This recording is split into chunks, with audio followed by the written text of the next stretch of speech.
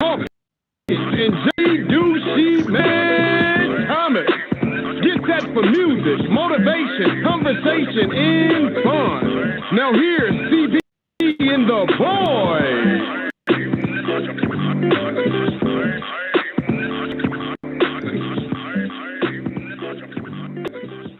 Hey, everybody, and welcome to the BoyZ and the boys. I'm CB, your host. I'm CB, your hostess. I'm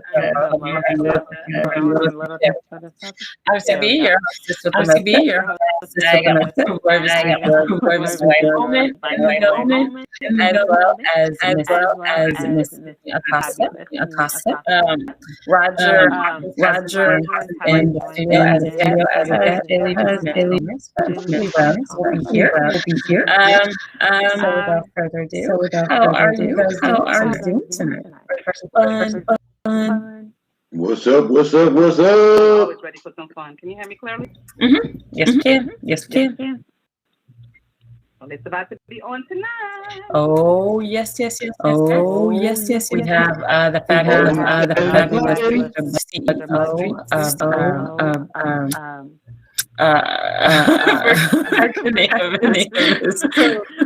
his record company, so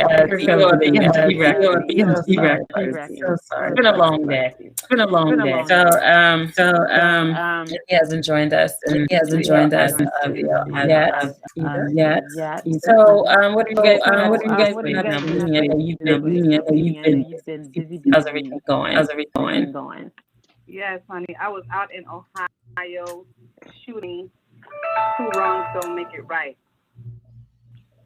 And honey, that film is going to be off the chain, but I had a really good time. I actually had the opportunity to be behind the camera as the assistant director. So, and respected me enough to allow me to be creative and not cut me short in my vision.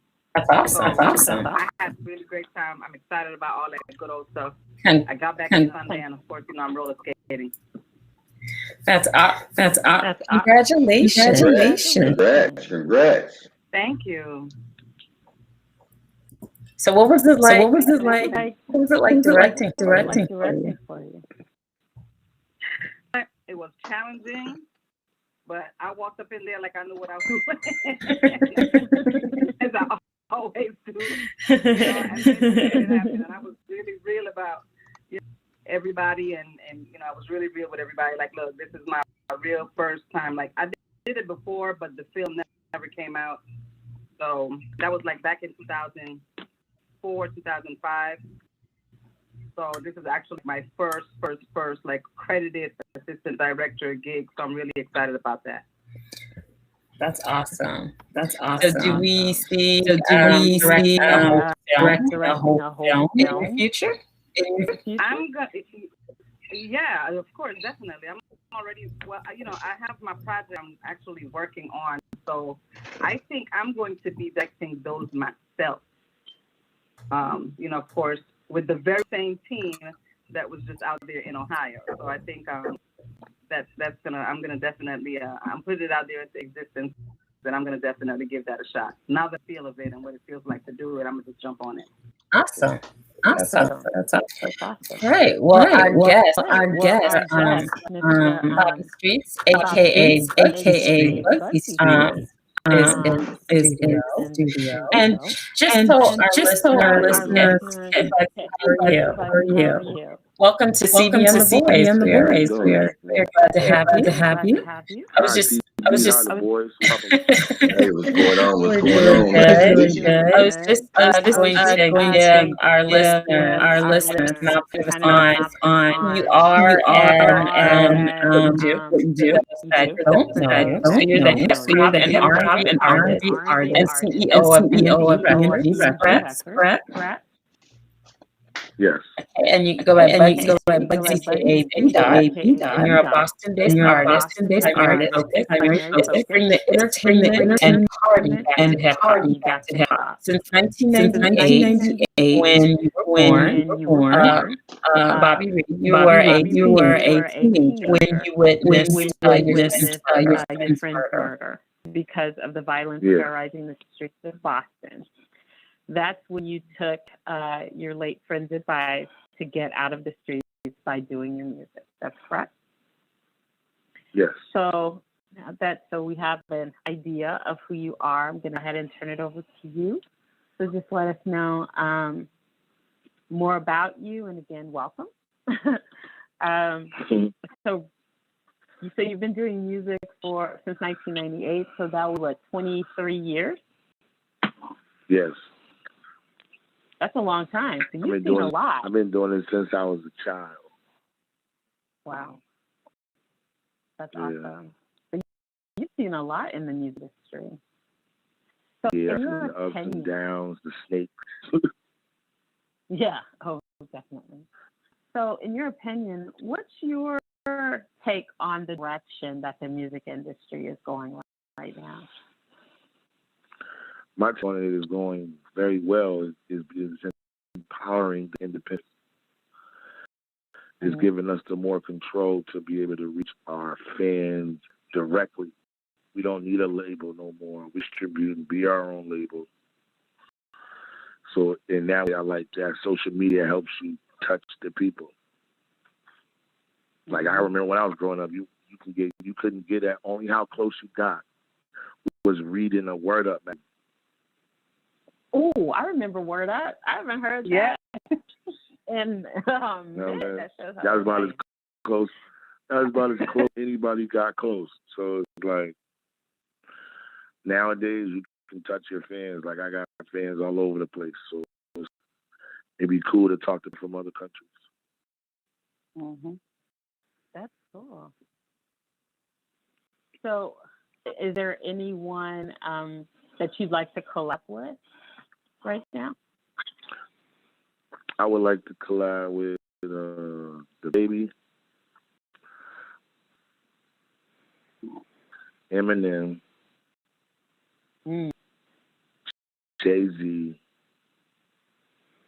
and Khaled. He just seems like he's a funny person. Interesting. Okay. So what projects do you have going on right now? Right now I'm working on my solo project, Lost Child. I just dropped the first 2 singles, Pull Up and Coco just dropped the 21st of this month. We already have 50,000 streams. And climbing Pull Up, thank you. And Pull Up did 39,000 since it's been out.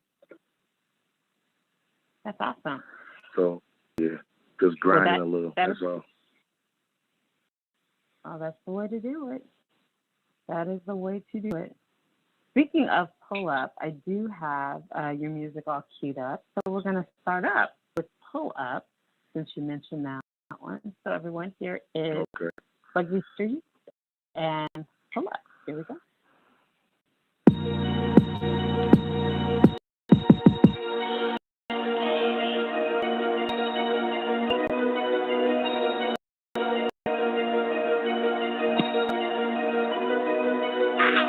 Come on, baby, when I see you in the club and the party's turning up, all my hustlers and my ladies, damn, baby, put that thing for the dough, pop that thing on the floor, all my hustlers and my ladies.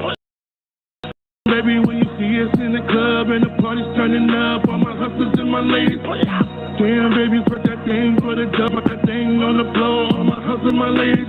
Pull up to the club in the sky blue Benz, Carmelo throwback with the sky blue tint, diamond shaped watch, shining on both sides of him. 2 dime pieces hanging from my lip. Everybody in the game wanna know about streets. That's smooth hustler spitting that hip hop and R&B. I got a shorty in the town jumping out of the jeans, rolling with a roster, just wanna roll with the team. Turn the music up, got it bumping out of the speakers. Trust me to see, drop the half the stack on the sneakers, off the lot with the foreign, James Harden with the storm. Yeah, I'm LeBron James, got your career steady morning. Come on, baby, when I see you in the club and the party's turning up, all my hustlers and my ladies.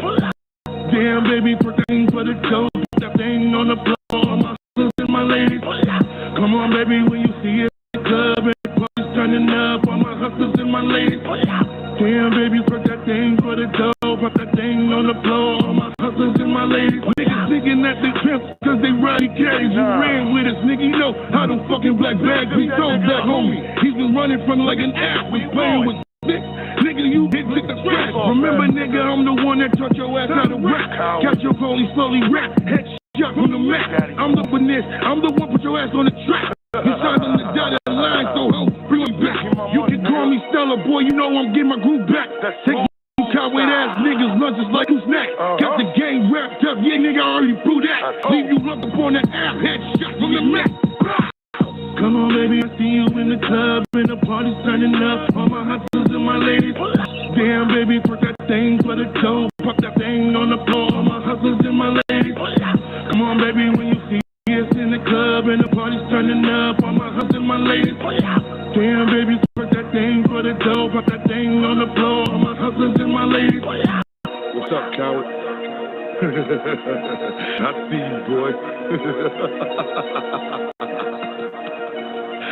I'm coming for your ass. Nice. That's a banger. Very nice. I like that.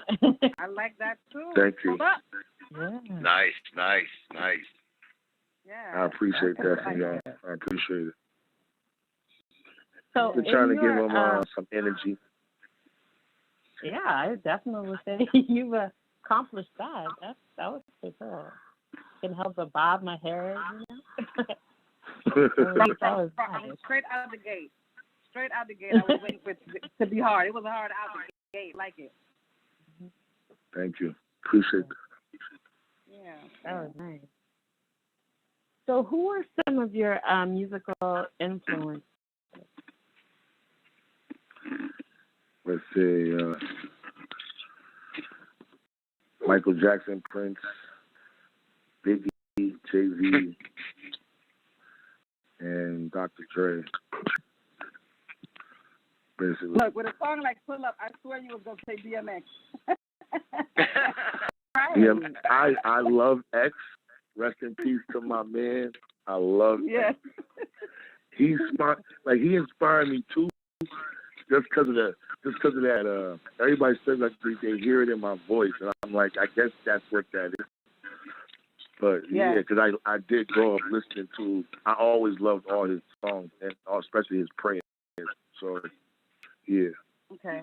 Yeah. Because when you go hard, you know, there's only but a number of people that got that in them. You happen to be one of those people, and I'm not just saying that. You really got that heart about yourself. I could just imagine how you went on and cutting that track.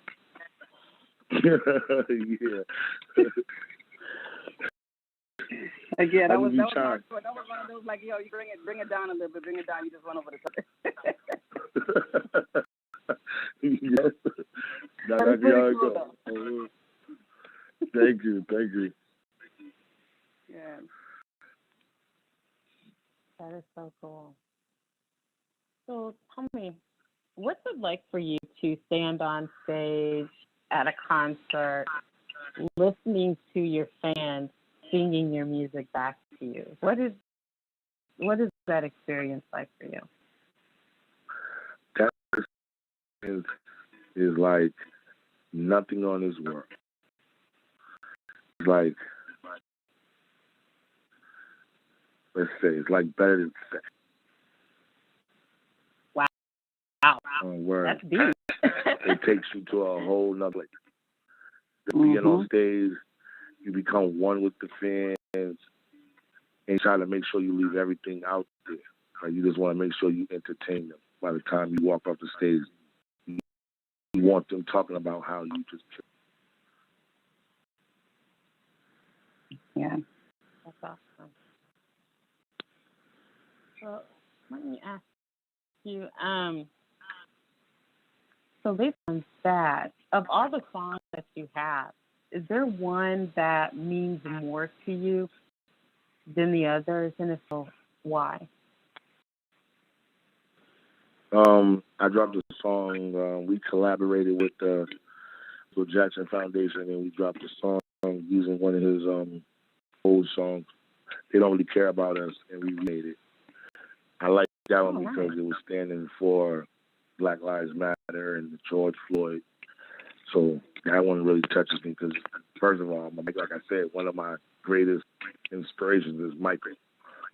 So doing that song touched me when I did that. When we came up with the concept, got the video, it touched me.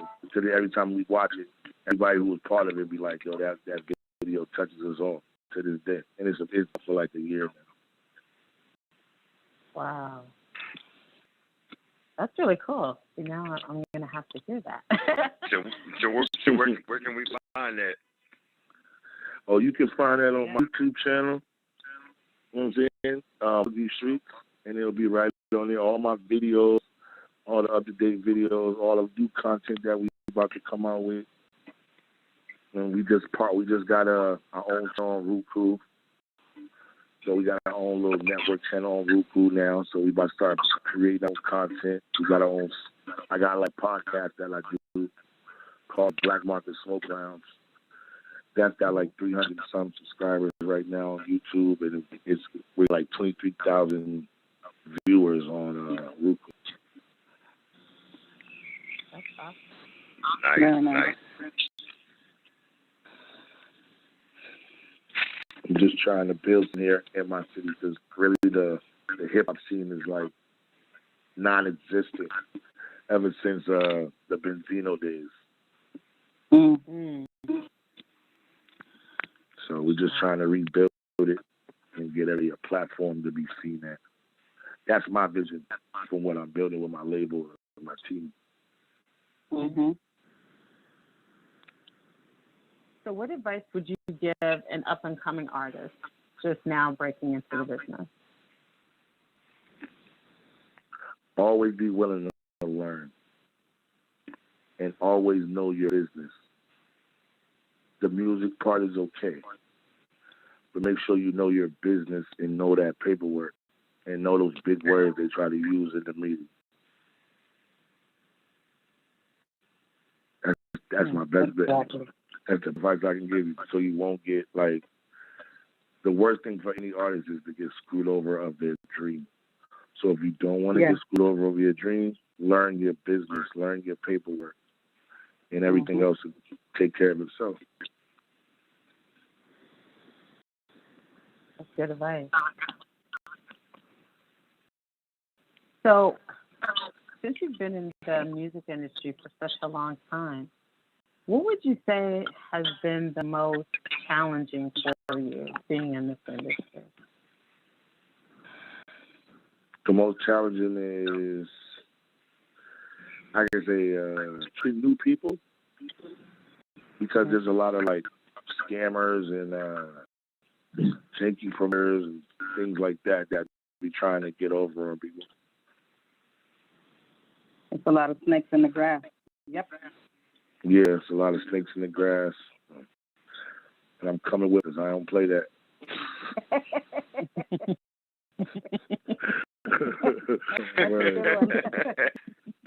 Well put. That's something that I yell to artists about handling their business. Matter of fact, you have these young kids that come on Instagram and they're so hungry, you know. And I understand the hunger in this, but you also got to take care of yourself, because it's very easy for folks to run with your music. Next thing you know, you're listening to it on the radio because you decided to get with your homeboys and get in the studio and the tracks and put it out. Yeah. You know. But don't sad, own no sad, rights sad to thing. it. What was that? I'm sorry? That's the bad part. Mm-hmm. Oh, I didn't hear you. What you said? No, I didn't hear what you said. I'm sorry. Oh, I said it's bad to do all that and then don't own the rights to the music. Mm-hmm. Yes. There's a lot of artists A out lot of there them who don't just even know. A lot of record them it. don't even know what a publishing company is. They don't know what split sheets are. Nothing. Like, I really They spend don't a know lot what of PRO time. is. They don't know what a electric press kit. They don't know none of that. Yeah, you're like, look, you know, who all on the split? What's a split? Oh no.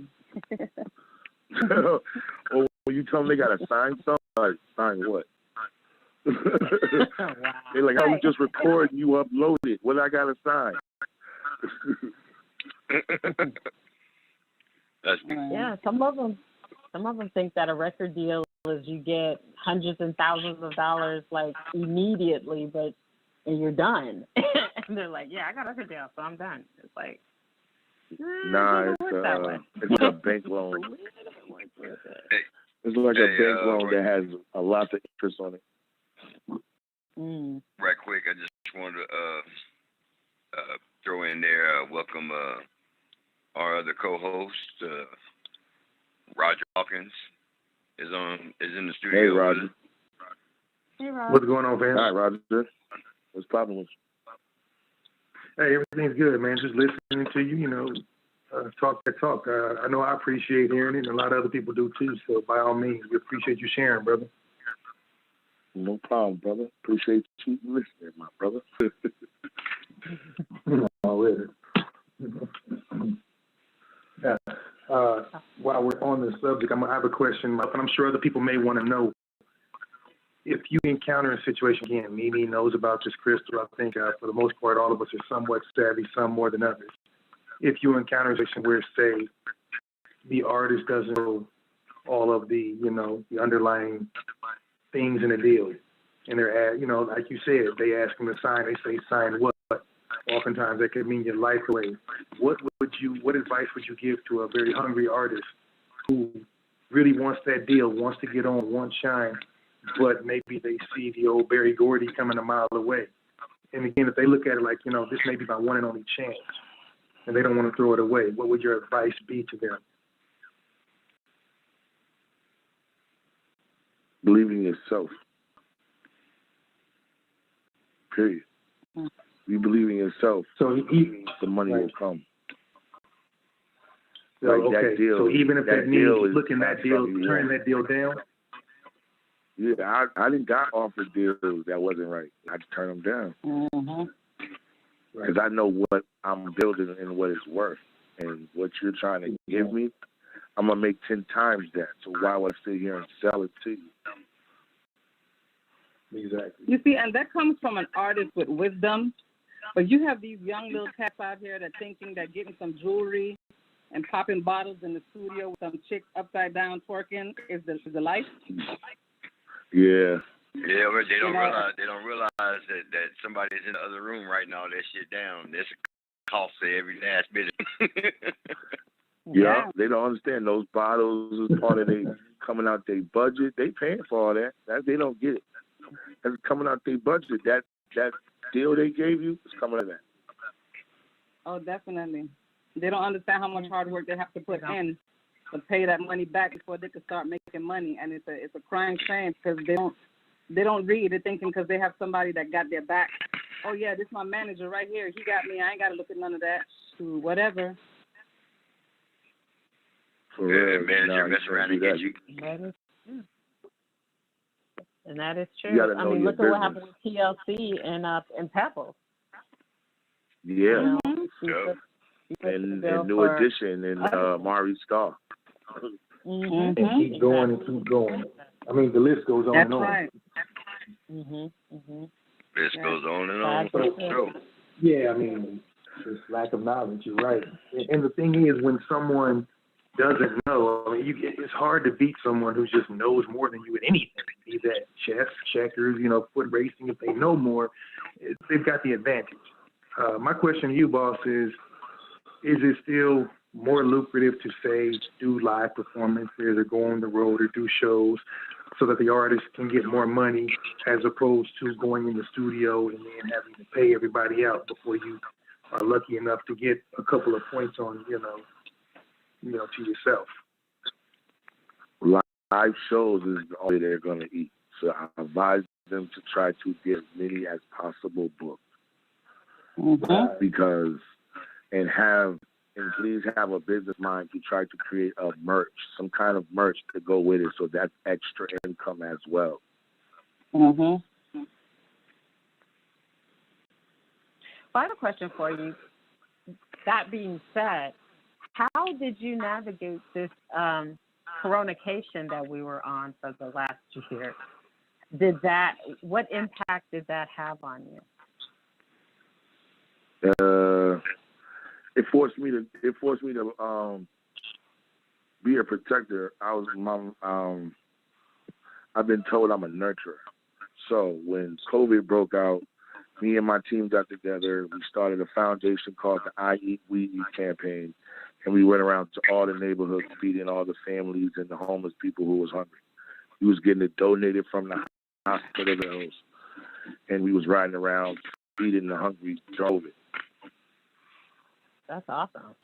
That's good. That's good. That is That's awesome. good. It's real good. And is that something you guys are going to continue on with? Yes, this year we are trying to set up a festival. It's supposed to be happening. So we're trying to set it up now, get the permits for it and everything. Now, are you guys going to be at full capacity, or are you going to still do CDC guidelines, or for those that have been vaccinated, they get to not wear a mask? Oh, it'll be outside. It'll be outside. We're having it outside, so it'll be a lot more space. Are you guys going to practice social distancing still, or is it just going to be full capacity? Yes, most definitely. Most definitely. Have any of y'all got your vaccinations? Got my CDC card. Well, what happened was? You said, well, what happened was? I have my tested negative before I went to Ohio paper. That don't count. My tested negative. That don't count. That don't Hey, count. look, let me tell you something, right? My immune system's so damn low, right? If I get that shit right now, I am done. Done. So guess All what? more reason for you to go get needle. Yeah, go get that needle. But Get the Moderna. treatment is if it's a cure, and it's not. COVID is not gone. No, it's not. It ain't gone. It's not, but Sure, it helps like, give you something to fight against it. So people are acting like it's a cure, that the vaccine is a cure and COVID's gone and everything's all good. But you know what that is? it's really not. That's dumb people that's not paying attention. Because they tell you, every damn ad tells you that this is not a cure for COVID-19. Right. This is something that boosts your immune system. It adds to your immune system that will fight against COVID. It's just like the flu. The flu ain't gone. They just got back. Yeah, the flu's around all the time. It's just so that your immune system can fight it. You know what I mean? You know, before they had this vaccine, our immune systems didn't have a way to fight it. So if you got it, cross your fingers and pray to God. That's how you know. But now that they had a vaccine, now it's a fight back. Now your body, the vaccine is basically teaching your body how to fight the virus. True. I definitely agree with that one. Oh, wow. Well, every now and then I got mine. Look, and I'll be straight. I got mine at the job. I got the Pfizer, and then shortly after that, they kicked in and said, you know what, we're paying everybody that gets the shot gets a bonus. You know, I was first in line. Hey. He said, give me that free money. Thank you. Put me in, coach. Well, we know George will do something coach. strange for some change. Shoot, if it don't make dollars, it don't make sense. Fact. If it don't make dollars, it don't make sense. Shoot. So you can't spend it when you're dead. Yes, yeah, sometimes you can't spend it when you're alive. Shit. When you're alive. Sometimes you can't spend it when you're alive. Yeah. I ain't had that one. Oh, yeah. It's a lottery tomorrow. That's one problem I don't have is spending money. It's a lottery tomorrow. Go to jail the next day. See how much you spend. Man. Okay. Hey, you know, everybody got friends and relatives to help them. I got you, dog. I have to spend it. Right. Yep. It's gonna be. And spending $35 then when you're in a week need, all you get a TNT. voicemail. Get everybody's voicemail. Leave a message. But But that's cool though. Real that what you was doing during the COVID, going around handing out food. See, a lot of people don't think like that. That is something that tells me that you still near and dear to your heart, your hood, where you came from. You know what I'm saying? Mm-hmm. True. So to hear that was something that you was doing, you know, while everybody else trying to figure out how not to get COVID and how to eat because all the jobs is getting shut down and whatnot. Y'all out here feeding people, man. That's tight. I like that in you. Just trying to give back to my community. That's something I've always wanted to ask those that are in the industry who do that. Why do you go back to the community? Because the community is what basically gave me everything that I do with my music. If I didn't experience everything I experienced growing up in my community, I wouldn't be able to express myself in my music. So why not go back and give back? Why not go back and, like you said, educate the younger artists and give them the knowledge that they need so they don't get screwed? I do that. That's all. Just trying to educate without forcing it. Because when you force it, the youth don't take it. But if I sit here and just give you sprinkles here, sprinkles there, they start catching on. They follow that bait till they bite on. Okay. All right. I just found the song that you just spoke of with the sample of Michael Jackson. So I'll go ahead and play that. They Don't Really Care About Us by BMG Boys. Is that right? Yep, it is. All right. So here we go. Yeah, joining us right now is Bobby, and I just want to ask you, just talk about being out here tonight and the importance. I mean, everywhere we look, there's just lines and lines of protest. The importance of this is for us to get equal rights, to make sure that cops can stop choking or killing my people. That is what we out here for. We are not out here to cause no riots. We are out here to do no looting. We're out here to make peace. And forget about the bad stuff that's been happening. Do you think people are getting the message that need to hear this? Yeah, people are starting to get the message, but we need to make sure that the people upstairs get the message and let y'all know that y'all need to start listening. Like, it's time to listen to us. You can never whip these boys if you don't keep you and them separate. I found that out in Bunny. You've got to keep the white and the black separate.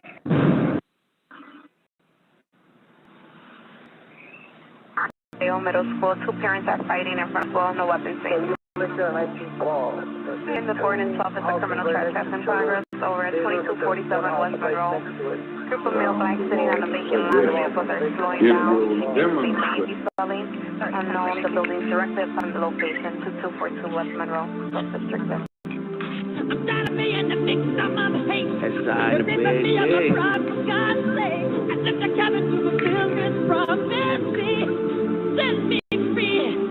It's been a long time coming, can I be free now? A man that stands for nothing, falls for anything. Around the gym with the front, bring up the evidence. But evidently was enough for you to feel my pain. I can't breathe. Yeah. I can't breathe. This was for Trayvon Martin and his family. Yeah. Can you feel my pain? I'm marching for the change. You wanna beat me down and lock me in the chain and throw away the key like it was nothing. All that because I be dark-skinned. Black lives matter. Black lives matter. Say my name now. Black lives matter. Yeah. Get ready for the change. Got it. What you doing? Yo, what you doing? Stop the brutality. Why you filming, Mallory? You standing there filming me while these white cops batter me. Starting to lose my damn breath. Don't know how much time's left. Losing confidence on the floor. Sleep on my mom's yes. Black man casualty. Cop funeral strategy. Using Jim Crow on my people. That shit was savagery. George Trayvon and Gardner. That move was blasphemy. Playing for my fallen ones. It didn't have to be. We marching up the streets trying to fight for our peace. You sending in them troublemakers trying to come and lead. You causing looting and writing misleading. I see. Playing off the emotions, trying to make a boiling beat. As a voice of the people, I feel it's time trying to speak. Time to leave behind, I ain't got no time for retreat. Air pump in this cabinet, you know it's come from me. Ask Martin Ali, you know it's this for the street. I'm trying to live in this country that's full of such hate. I'm just trying to feed my family, put food on my plate. I'm leading from the fight, you know it's part of my fate. I'm tired of making mistakes, running in front of tape. Yeah, they trying to lock me up, take from my family.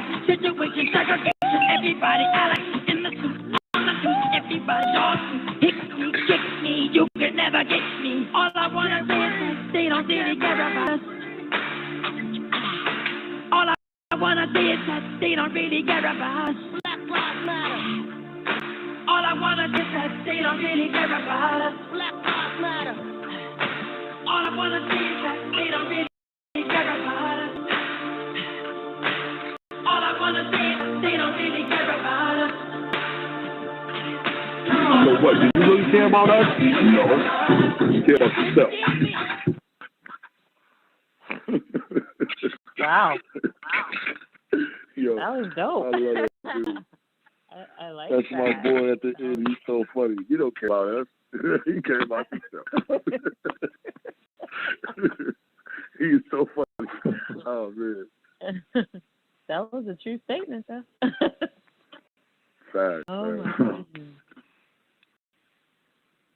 Wow. Now, the question is, do you have to get permission to use that or to produce that or put that on your album? How does that work? Because you're really just using that particular hook. But we all do know it's right. My partner that's with my label, Supreme Entertainment, he emailed the state to get permission for us to use his image video, yeah.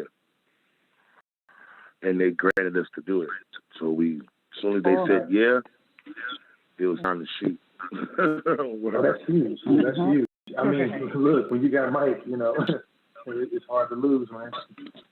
For real. Definitely. I was just happy that they said yeah.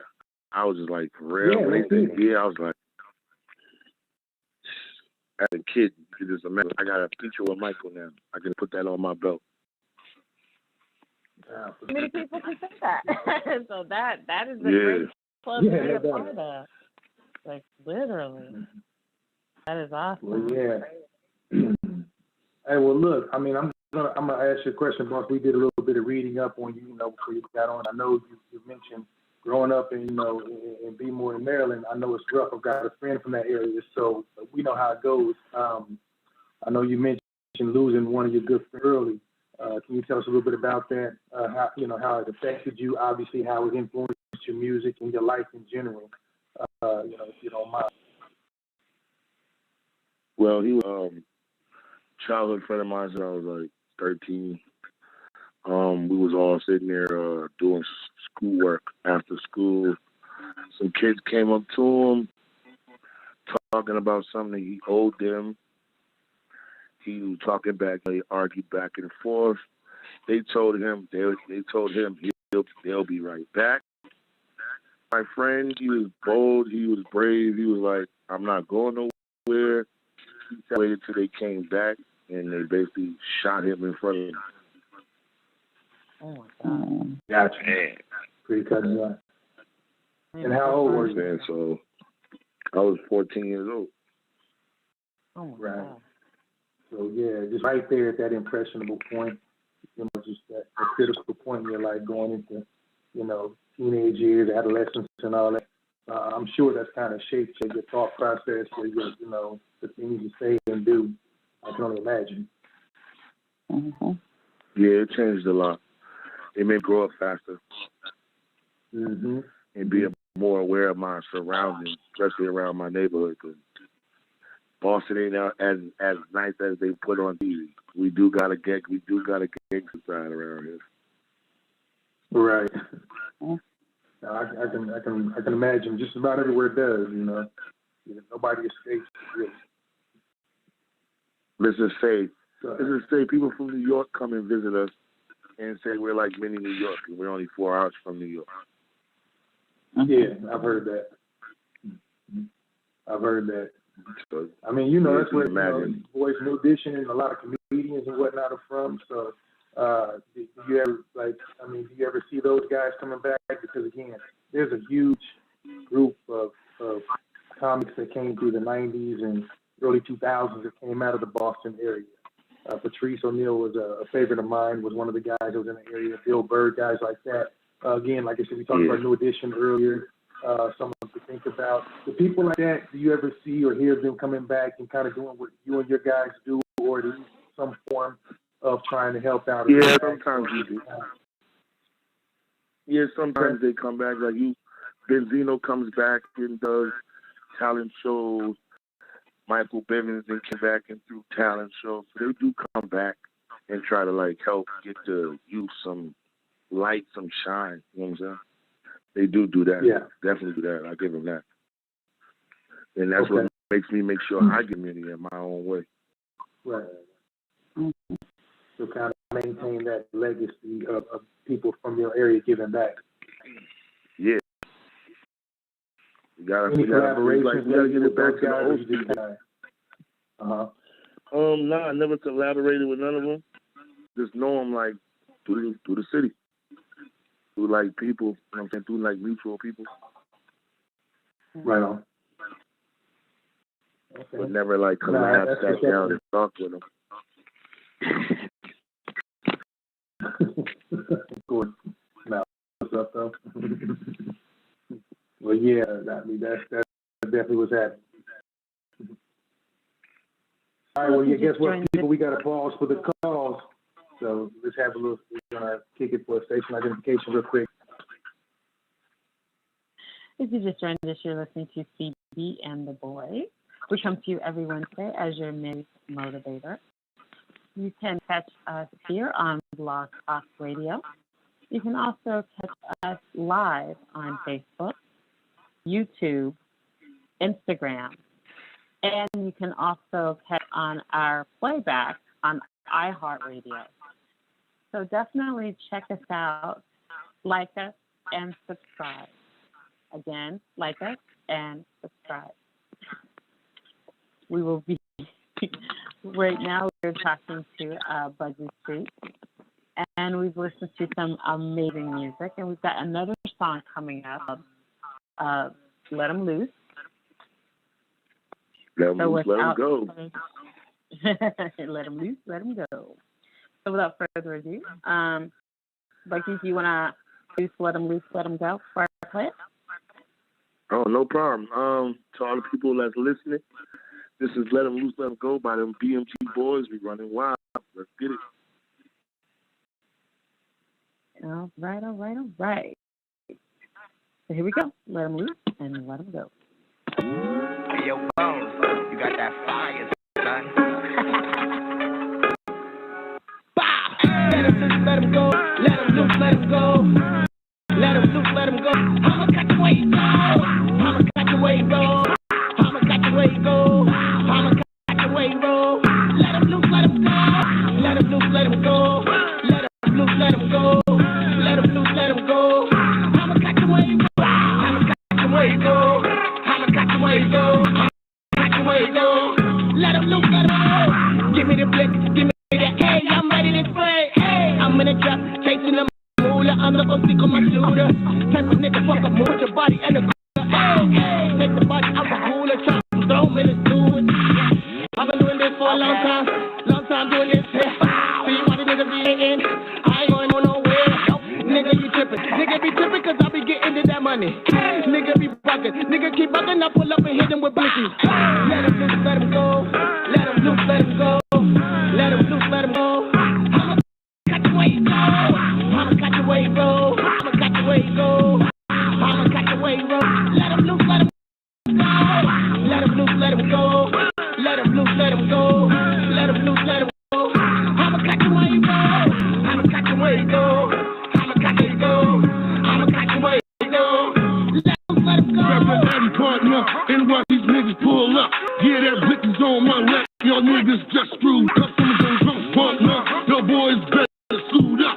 DMC's in. Don't give your niggas know we screwed up. We sitting over the city, boy, and these niggas acting all lame. See that decorate strip, that blicky will open up the frame. We coming in the bank, throwing up that fucking blood gang.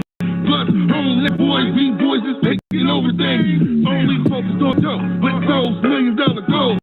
Put the bag up, for parents, shoes and bags to go. We out here, nigga, you at, getting money, nigga, get the strap. Tight grip on the pole, let them loose, let them go. Let him loose, let him go. Let him loose, let him go. Let him loose, let him go. I'ma catch the way you go. I'ma catch the way you go. I'ma catch the way you go. I'ma catch the way you go.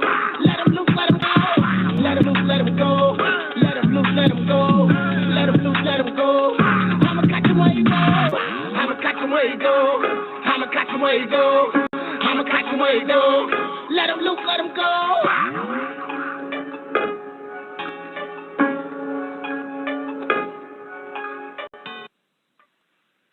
Let 'em loose, let 'em go. I like that. That's very catchy. That's awesome. Thank y'all. I do have a Appreciate question for Bucky. Yeah. Now, it seems like we are in an era where a lot of rappers are turning acting, such as Ludacris acts, 50 Cent, as we know, acts, Eminem. So I was just wondering, do you have any acting on your horizon? Acting so far, other than in my videos, no, but I am writing my own script and working with her for my own cameraman to start shooting my own like type of movie called Fast Paced. And right now we're just in development for that right now. But it's going to be all over our Roku channel. And so if we get this deal with Fire Stick, it'll be on there too. Oh wow! Don't say if you get the deal. Say when I get the deal, it's going to when be I on get there. this Fire Stick deal, it'll be on there. There you go. That's what I'm talking about, right? So you got to speak it into existence. That's the only way it's going to come to fruition. Believe that. Thank you. I definitely believe that. I'll be your highly motivator on this evening, okay? We say yes. Let's we get don't it. say if and when not. It's going to happen. It's going to happen. It's going to happen. That's what's up. If you believe it, you can achieve it. Definitely. That's definitely. Everybody should believe that. They should believe in themselves. You can achieve it. That's right. Well, Bugsy, it's been amazing having you on. We've definitely enjoyed your music. Were you going to hang out with us for the rest of the show, or was there anything? Yeah, I'm gonna tune in. Yeah, I'm definitely tuning in. Great. Well, our topic tonight that we're talking about is pleasing your partner or affection overload. So this kind of goes along with the series that we started last week when we talked about how to keep the spark going in your relationship. So we're talking tonight about keeping you happy, or is too much too much? What's your take on that? It's worth keeping your partner happy if you're in love with your partner and you really care about them as a person. Like you really want them to be to listen and bend for them.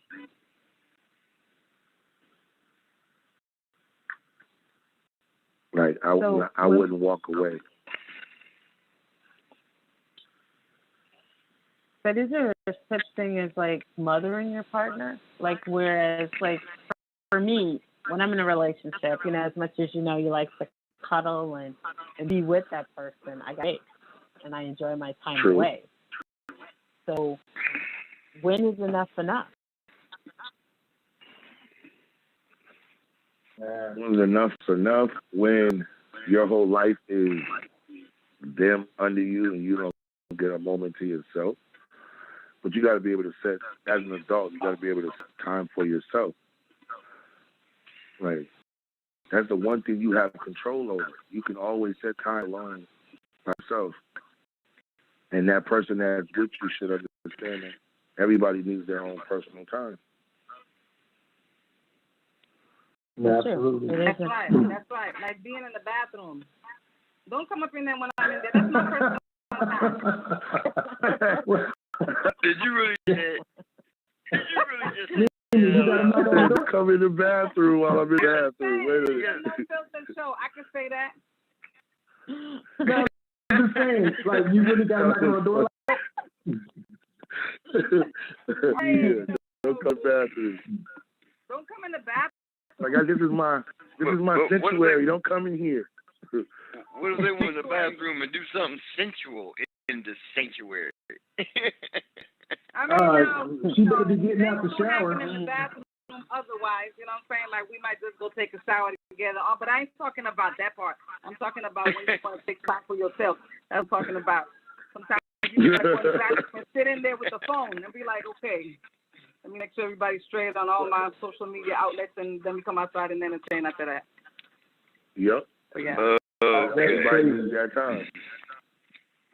You know what I realize is it's funny how everybody always has, you almost never match up perfectly with somebody's thought process on that. Because, like, there's always one person who needs an exorbitant amount of attention, and then there's one who's like, nah, I'm cool with minimal. And somehow they always end up together, and then there's beef because I don't know why, opposites attract in that respect. It's kind of funny. But I encounter it a lot.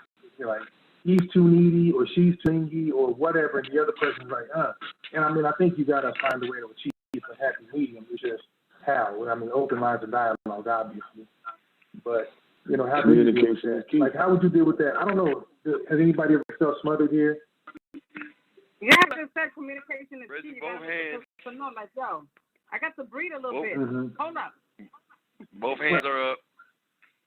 Every time I get in bed, I got 6 inches of bed, and we got a California. Why are you way over here? Why are you way over here? You might need an office like me with a bed. My office has a bed in it. Shit. You know what? Love you too. I'll Now be get falling over right there. up in there with you. I'll be like, okay, you know what? Hold on. You don't took this damn thing too far. You don't put a bed But on. here's what I'll say. If you establish who you really are in the beginning, which a lot of people claim they do and they're fucking lying, then that can be understood. You have to be, look, love you. This is what I would tell someone, because here's something I've encountered a lot over the years. A lot of women, especially once we get to a certain age, you know, beyond the 30s and into 40s, women's sex drive changes, which is why you hear the whole cool theory and things like that. And they go, oh, I want to do it all the time, or he does an X, Y, Z. Now, the funny part about that is, so a lot of women just blows their mind. Sexual part and women. What you just said? Rewind a little bit. I'm sorry, I missed that. I was saying that the women's, you know, the sex drive goes up. A lot of everything goes up, you know, after a certain period for different reasons. But that's kind of a thing, women versus men. You know, they say we peak early, women peak later. That being said, I've had to explain to a lot of women that it has nothing to do with our desire for you or how we feel about you. It's just that, look, I love a good steak. I don't want to eat steak every fucking day. You know, right. I love a good, you know, shot. True. And so I don't want people to get butt hurt when they go, my man doesn't want it all day, every day. First of all, he's not 17, which means he's not digging around trying to figure it out. You want to know why we don't have to do it every day? Because we got the combination to the lot. We know how to pop that shit. That being said, I understand having love for your woman, but there are other things. We actually become more like you all cerebrally as we get to a certain age. So when you feel like someone is mothering you or putting pressure, it's really weird because you're like, damn, chill out. Like, all right, because I think the myth is that men all day, every day, that's all we want to do anyway. That's all we think about. No, that's all boys think about. Shit, yeah, when I was 17, 19, 25, damn right. You know, we were like lions in the jungle. But you want to know why? God made able to go all day, all night because you figuring shit out. I don't have that problem in my age. So I'll teach you something. So it doesn't have to be about having to, you know, that particular part of it. But it's like anything, there can be overkill of anything. We all love things. Anything is not good. You know, it's just a medium. So when it comes to affection and attention, I think, ladies, you love attention. Chris Rock said it. Women need food, water, and compliments. So you love the fact that we want to cherish you and all that, but at the same time, you got to have your own thing. You know, I'll be honest. You got to have your own one. Let me miss you. Let me miss you. I mean, yeah, is that fair? I'm definitely with you on that. I like my little freedom. I like my little, you know, give us a break. Let me miss you, and then when I see you, I'll attack you. And if I don't want to meet all the time. Baby, I got beat out today. Tomorrow, fish. I got you. That's what's up. But as long as you get butt hurt and understand. I've been rising. What's up? Family in the house. What's going on, Big Dad? Blessings, y'all. Blessings, y'all. What's going on, man? Just another day, another dollar. Another day, another dollar. My brothers in the house. Look at that. Crystal and Raw showed up. I know. Right. We lost. Bugsy. We lost one like he ain't got another one. I'll be damned. Right. Hey. Oh, here, back. Modern technology, you know. Modern technology. You just there for a second, Bugsy. We you know, we all on the video podcast, so we have one of our other former guests in here, good friend of the show, Mr. Amin Raw Valentine. Hey, he's family. He's family. Peace and blessings, everybody. Peace and blessings, everybody. Yeah. And and choreographer, just multi-talented, just amazing. Multi-talented, just amazing. Doing it all. Nice to meet you. Nice to meet you. Thank you, man. Nice to Hey, meet you, everybody. brother. Hey, blessings, y'all. Thank y'all for having me again. My question to the ladies. Why we can't Poppy Moore. Is Is he calling? hold on. Blog Talk? I'm going to call in to Blog Talk with your phone. Okay, You we'll got to call in get to Blog Talk with your phone so we can hear you. And then, yeah, we'll get him up to speed. Because I know my man's gonna have feedback. But step in before we go ham. Step in and tell me what you think. You know, Crystal, let's have it. You know, I've been waiting. Let's have it. About what determines too much, and what are your indicators? Because I want to know what indicators are. Like, you obviously have that goes, okay, wait. Oh, whoa, red flag. When a guy is a bitch, major red flag. Hey, that's good. Those are fighting words. I knew that was coming. That's a red flag. I knew that was coming. What constitutes behavior, baby? What constitutes bitch behavior? Talk to us. Send me that address. I'm gonna send some soap and water over there. Come on. Cool. What did he do? What did he do, Chris? Tell us. I know, right. I've been waiting all week just for this show since the last week. Last week you was in love. This week that nigga's a bitch. I want to hear it all. All right. Look, I had to cut my workout early. First off, one was in love, one I was not, but I was being nice to say fake. But it was like this. When a man is standing before you and you have every intention of rocking his world, and then you see him like, I have no desire to rock this man's world in this man's life. Oh, wow. And then said man begged for your affection. Why aren't you holding me? Why aren't you touching me? Why aren't you kissing me? Why aren't you massaging me? Why aren't you near me? Why are you over there? Why aren't you over here? Why aren't you on me? And in my mind, I'm like, he's a bitch.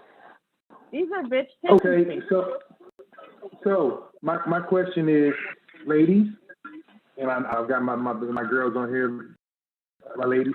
So what you're saying is, it's cool to be chivalrous, it's cool to be a gentleman, but if a man is a little too needy, a little too attentive, I don't know, too attentive, but a little too extra, that's not attractive, correct?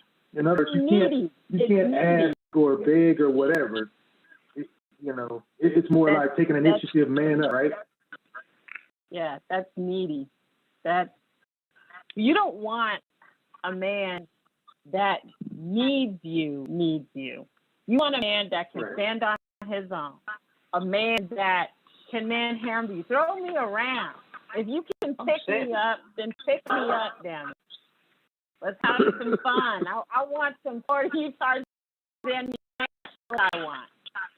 You don't want a bitch that's like, oh, hold me. Just hold me. Oh, no.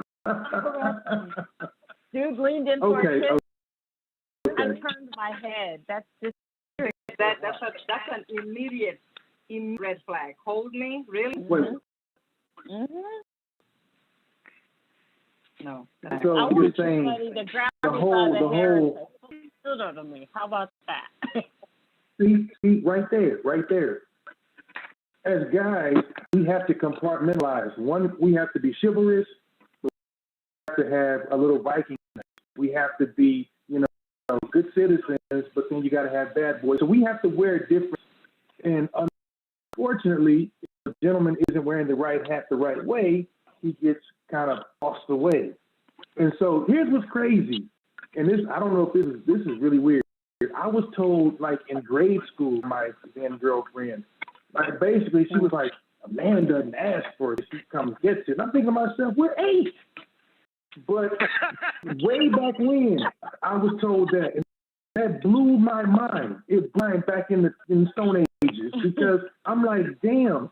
Then and again, she had probably older sisters or aunts that she should have been watching, but it stuck with me. It stuck with me because it was one of those. From that on, I realized how we have to approach. Now you can't go crazy, but you know what I'm saying. Like I get that, and then again, the older I think we all get, the more we know what we want. See, when you're younger, you have assumptions, but feeling doesn't equal fact, and that's what a lot of young women have to learn. You feel strongly with conviction, but the shit ain't right. But as you get older, you know what you want and need, so they have to come in, and we have to decipher that damn hieroglyphic that you throw out. It can go wrong. It can go wrong. Let me interject right there.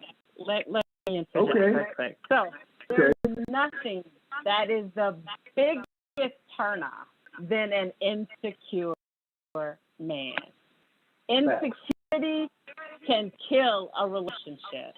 Insecurity goes both ways. So yeah, thank you. Thank you. So let's say insecure person, because there's women that are the same way. For instance, when we first meet you and you're all done up, and makeup is wonderful, dress look great, everything. You have to wake up 2 hours earlier than me to put your face back on. That's the insecurity when you first meet the person. So I'm just saying, like, when it comes to being insecure, a man is going to be insecure about something completely different than a woman. We're going to be insecure with either if we can't perform in the bedroom or can't financially take care of you. A woman going to be insecure of her fourth toe isn't done.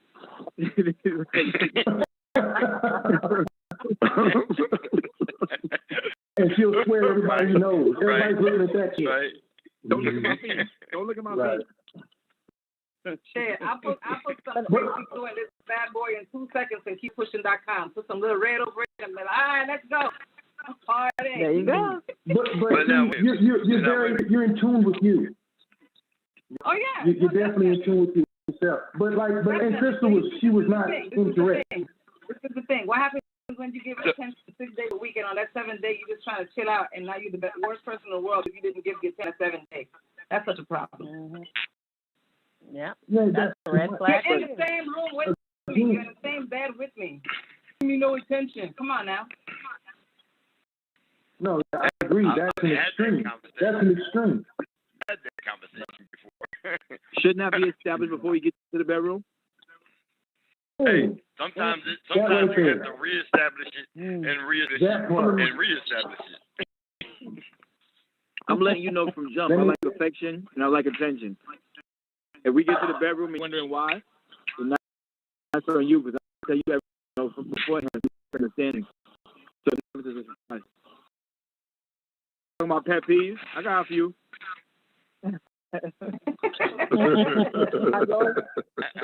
The thing is, when people show you who you are, you gotta believe them. Like I don't like the whole game face shit. Like people come in and you try to do yourself up. Look, I'm gonna tell you off the clip. This is who I am and this is how I am. Like it, I love it. Because what I'm not gonna do is try to remember the lie I told a month ago or a year ago. I don't really care. And simple and plain, I am who I am. The thing is, I don't want everybody to love me. I don't want everybody to hate me. I want to let people to. And therefore, they get the real me. Unfortunately, most of us have our game face on when we're trying to seal the deal. The problem is, you may not want what's in that damn box. And so I agree. You have to definitely have that conversation. But one thing, you can go back as long as I'm alive, go back, and I guarantee you they won't be like, Roger just doesn't act like he used to. That's good or bad, depending on who you ask. But I can't do it. I will not change. I mean, I want myself, I want to improve and get wiser, but at the core of me, I'm me. And that's true that you have to. I think that comes with age in me because a lot of times when I was younger, I used to have to lie about the stupidest things, and I got to realize more. So it makes more sense to tell the truth now because we're gonna get, and you know, I just feel like I should be openly honest right now, whether you like it or not, because a lot of times, as much as a woman would say she likes tell me the truth, she really doesn't want to hear the truth. She wants to hear a better lie, a more convincing lie. She's like, tell me the truth, tell me the truth, tell me the truth. You don't want to know the truth. You don't want to know the truth. Okay, I cheated. Like, no, you didn't want to hear the truth. You wanted to hear a better lie. So I figure just be honest in the front so she has nothing to be misunderstood about, because I'm not going to remember that lie 2 years from now. I'm like, listen, I was over at the studio, but no, you told me you was at the store. I did say I was at the store, right? So I mean, might as well just say I the truth definitely, you know, the problem is, what happens when what you once loved, right? What do you do when something you once loved you no longer like or love a person? Because in the beginning they might have been really funny, or they might have had, you know, whatever, done whatever, and then all of a sudden it's not anymore. How do you deal with that? Well, my thing is this: people evolve. As you grow older, you grow wiser. Some people get dumber. You know, it happens. And we change. No one stays exactly the same. Even the meanest person can get mean, time goes by.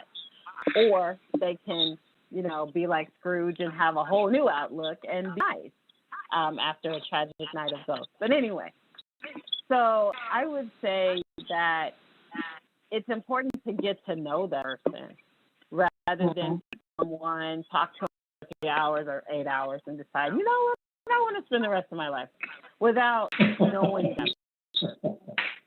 But the thing about it is that you can know that person, all of you want to know that person, and 6 months from now, they start changing up on you. Like I say. 6 years.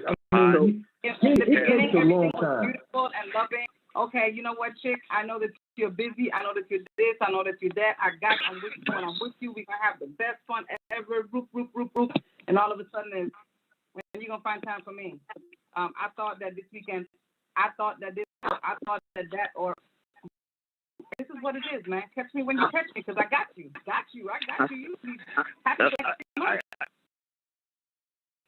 See, Crystal, you made the transition in 8 days. You want to explain that to me? Just itching to understand, because literally 8 days ago, look, it's Wednesday. It was Wednesday. You're an asshole, man. It's Wednesday. So it's set. Yeah, I am an asshole. I keep telling people I'm an asshole. I introduced myself as an asshole. Hell, I got to understand. I was born an asshole, and I just grew bigger. Okay? Well, so, you know what? 8 days. Wednesday to Wednesday, not 7 days. It's 8 days. Be happy she got rid of it, because at the end of the day, you know, that thing became a stalker.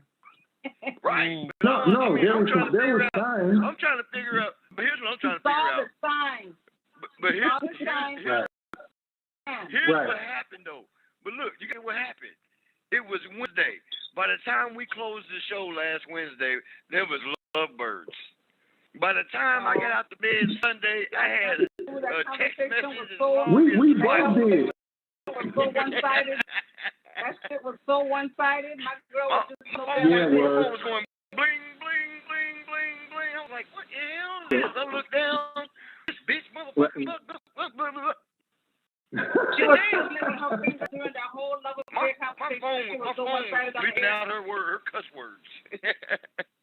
So I feel that basically in a relationship, especially if you know that she's the one or if you know that he's the one, I honestly feel that communicating that and communicating your stripes to the other person, because sometimes you get what your change is, and sometimes when you change, if the other person doesn't tell you that they see a change in you or there's something that they don't like, I'm the person that's going to be with you. I'm not going to take any ridicule from you personally, because I know saying it out of love. See, a lot of people don't know the difference between being honest if it's out of love or if it's being malicious. And if you're wifey to me and it's something that I am doing or I'm not doing that I used to do, or vice versa, I feel I should be able to say it to you and say, listen, you're not riding the way you used to ride. Or sometimes, or you're not dressing the way you used to dress. Not say it in a way that's going to be hurtful, but say it to where at least you acknowledge it. So if something goes wrong, or we have arguments, you can't that I didn't speak. I spoke about it. So anything that happens after that, not to change it, that's on you. I let you know how I feel. Yeah, like every beginning, the song, and then all of a sudden, a few months later, you come with grandma panties. Like, you can't do that.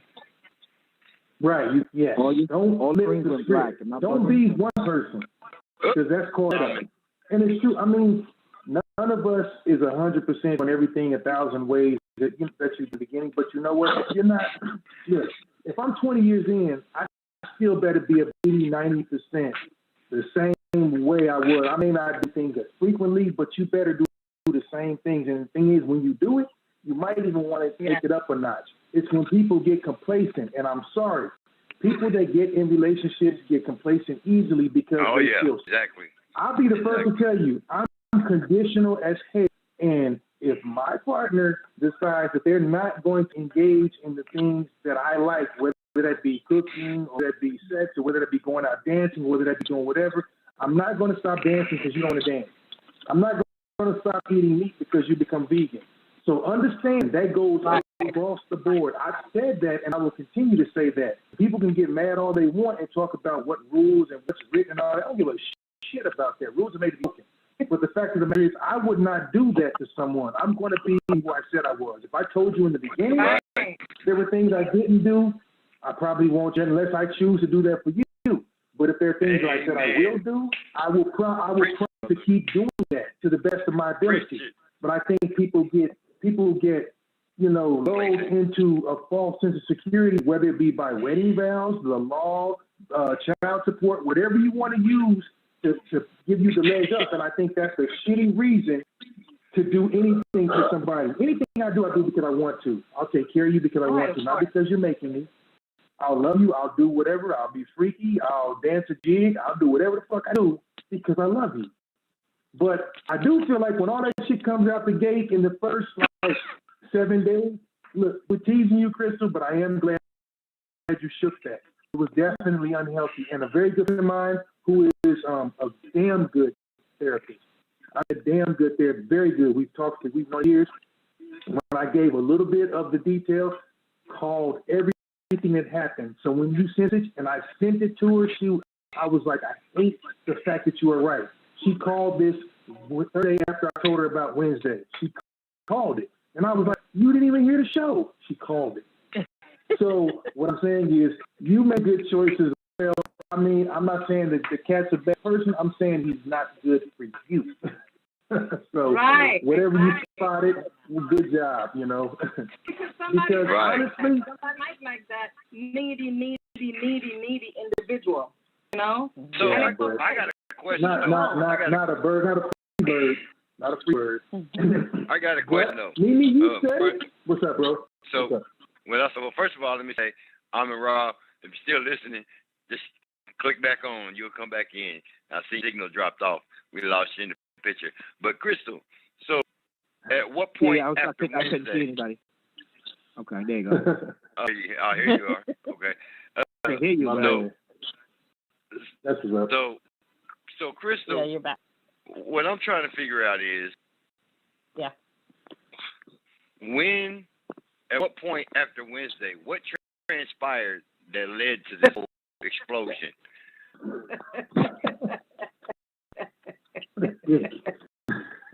Well, all right. It's a part of the movie I didn't see. I'm trying to get the feel of seeing. All right, so his birthday is on the 29th, and so I wanted to do something nice for him on his birthday. Like, when we first met, we talked on the phone for 8 hours. 11. And, because he brought me food, and we sat in his car and talked for 3 or 4 hours. So, and it was cool. And, I thought he was a cool guy. But then the more and more red flags popped up, like the neediness, asking me, where I am, what I'm doing. Not hell no.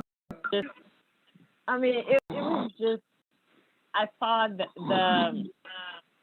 the potential of being controlling, and I to do with that. And he would argue with me, like really argue with me over stupid stuff. Like, this isn't gonna work. This is just not gonna work. But because I had said that I was going to do things nice for him for his birthday, I went through with that because I tried. Because really, in this world, all you have is your word and your integrity. And once you break that, you can't. No, your balls. Say it, your balls. Say it. Come on, Scarface. What? Your balls. All you got in this world is your word and your balls. Never mind. Get back to that later. She hasn't seen it. That's no balls. But anyway, Sarah. so while I was waiting for him to come to the hotel at time, because I did, get us a hotel. And he just complained. I bought wine, Peach Moscato, which was pretty tasty. And he complained. He was like, when did you hear come out of my mouth that I want Moscato? I was like, you said you wanted it. And I was like, really? But, it was just 7 days. Yeah, because Wednesday he came in. Look at how many rocks. Trying to think. Wednesday he called the show, sang really nice, and then but we had just met like Sunday. Yeah, Sunday. The older I got, the more I'm good on. The older I got, the more I'm good on just waiting to find. Before we were younger, we just wanted to get in. We wanted to get to the more and more. Right. To realize it's okay to wait. Wait a little bit. Because you would be happy you saw that, but you got didn't have. It was gonna get worse. Yeah, that wasn't gonna happen. That definitely wasn't gonna happen. He wanted it to happen. But he was like begging for my affection, and to me, that was like, he was like, "Why aren't you holding me? Why aren't you kissing me? Why won't you let me touch you? Oh why won't you?" It's like, why are you all the way there? Look at me getting turned off. Hey. That's just good for all the way. He's a bitch. He might have right before that and said 7 days, so he figured if the world was made in 7 days, he had a chance to get it done. You should have on the 7th day. He said a tsunami is about to hit the school, but I gotta get it now. But here's the crazy thing. Crystal said, believe it or not, she was like, I would have been down. Here's the thing, brothers, and I know we know this, but I know some of us don't. A woman likes you, ladies, I don't mean to talk up under your skirt or nothing like that. I love y'all, but it's your pussy to lose. When a woman has made her choice, which happens before we know it, it's yours to lose. And so if she wants you, she doesn't make any bones about that. Literally gave everything away by being the way he was. In her mind, she was like, listen, I set everything up for him, which is more than a lot to do. She went above and beyond. She set the mood, had the ambiance, the lingerie. I heard, oh, you mean. But, and then if he truly came and complained, it was simple as the type of wine, enough right there, let alone the arguing and things like that. You can't become that possessive over something or someone that you've known less than a month, a year, what it takes to know someone.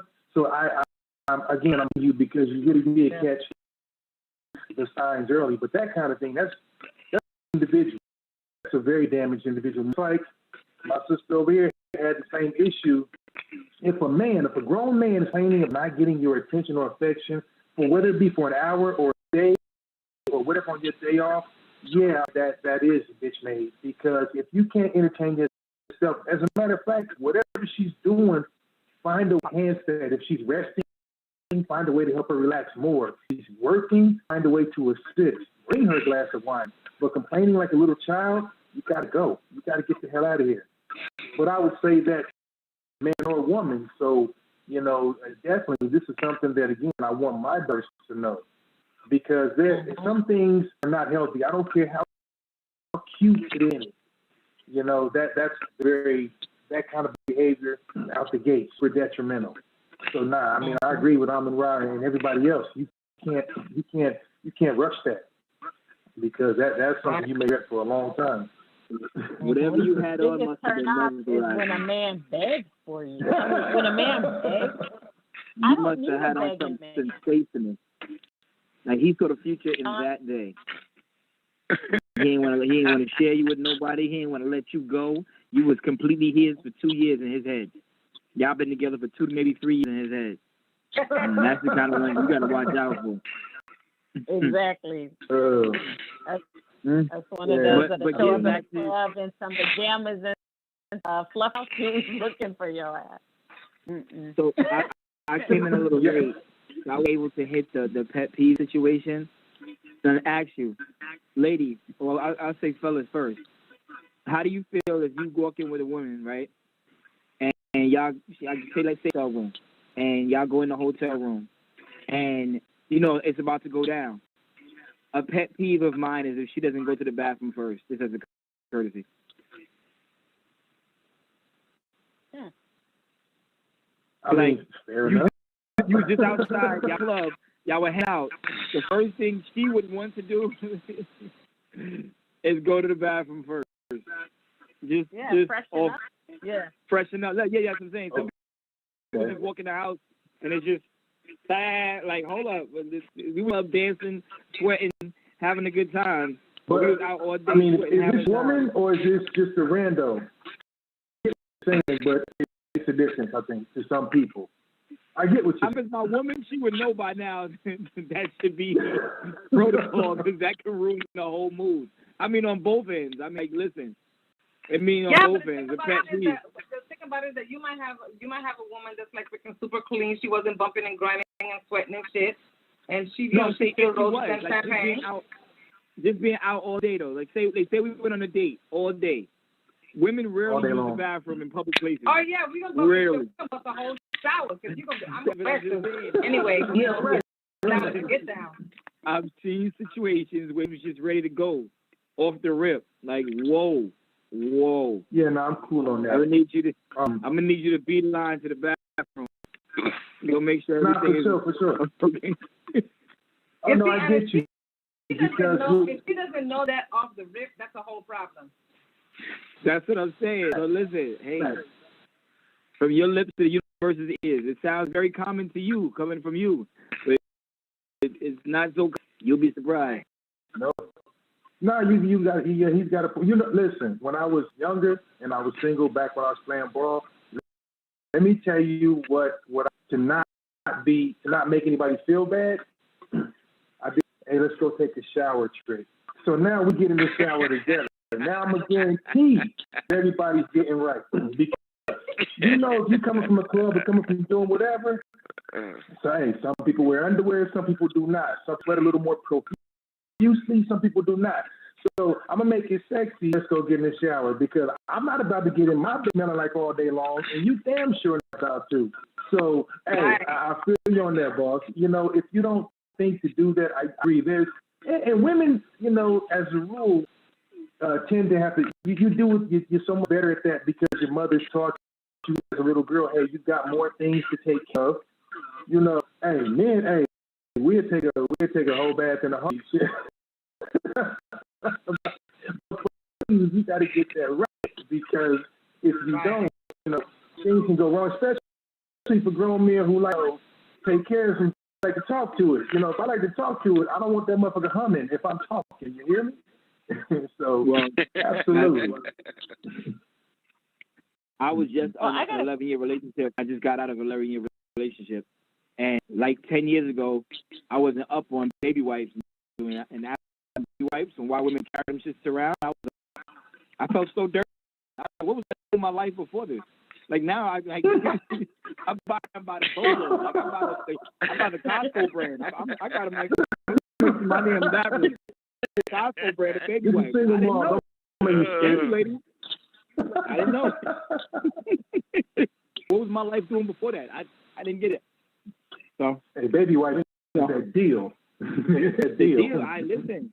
Man, if you're not doing that, you're doing yourself a disservice. Don't find out the hard way when she tell you that. Hey, that. Oh, yo.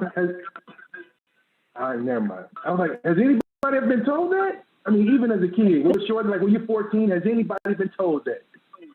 Nah, when she washed her clothes, when you start having your woman wash your clothes, that's when you better be right. Because that's not some kind of, that should have come out in an argument. Oh, dirty booty little ass. I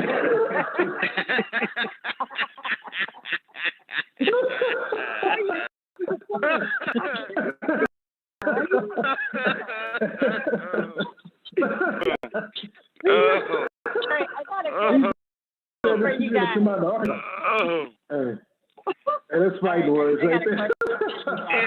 Skanky booty. I have a question. Right. So I got a question. So say, you know, you're all into this email and she did go and she freshened up and everything was all good, or so you thought, and you decided to go downtown and you view that Long John Silver's was down there. He wasn't right. I have literally gotten up and left the room. Yes, gotten up and left the room. Well, this over, baby. Sorry, you gotta go. I have literally Did you tell her why? Yeah. Hell yeah. You told the girl that? You smell like I don't have that that trip me and my daddy went on. I don't have I that. need you to fix that. What I would do is I would make an excuse like, you know what? I think we should just wait. I feel like I'm rushing. Damn that. I feel like I'm rushing you. I want you to know why. I'm gonna tell you why we waiting. If there's an underlying issue for real, and then you tell her, you know what, babe, maybe not tonight, you know, maybe another time, I don't know, whatever your reason is, and then y'all get together next week and that shit happen again, what's he gonna do? Oh no, I'm putting the bubble bath. I can't. I'm going to tell you. I'm going to specifically say, hey, let's get in the shower together. Let's sit in the bubble bath before we do anything. I'm going to give. I don't like. I'm big on not hurting feelings, and like I haven't got to that point where you think that's you.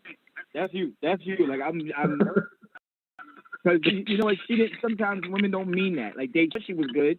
Maybe she didn't know. There's a lot more that goes on down there.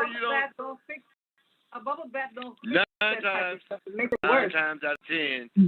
9 times out of 10. Well, I mean, you smell it, that's together too. pH balance might have been off, you know? They know what they smell like. So I'm giving it too much credit. Maybe she don't. No, I think sometimes you go nose blind. You can go nose blind. Which means if you're used to it, then all of a sudden it's there like people's houses and everything. If you live with someone, you'd be used to that. If you go to someone else's house, then there's a different odor. It's like some people sick, right. old, but look different at what shit. we're talking about here. It doesn't matter. So what if you're saying is, if it's your own. If they go nose blind to that means it smells like that all the time. That means it's a motherfucking problem. Fair enough. Fair enough. But that's my point. It may just be they're not aware. You know, well, and also, if you get close enough, it happens. No. Okay.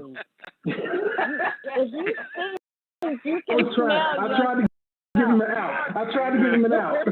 I'm a firm believer. The thing is, certain people are random. Certain people are very random, and they'll do it to anybody. I like doing it to something that's mine because I know what's going on down there. Like if it's mine, I know what's going on down there. Some people just put their face down on anybody, and I know I have friends that on the first date they did it, and they were just munching, like they was just going for gold, and I'd rather wait till it's mine, or if I had too much Hennessy. You know what I'm saying? That's what God made fingers for. Yeah, that's so high school though. I'm just saying.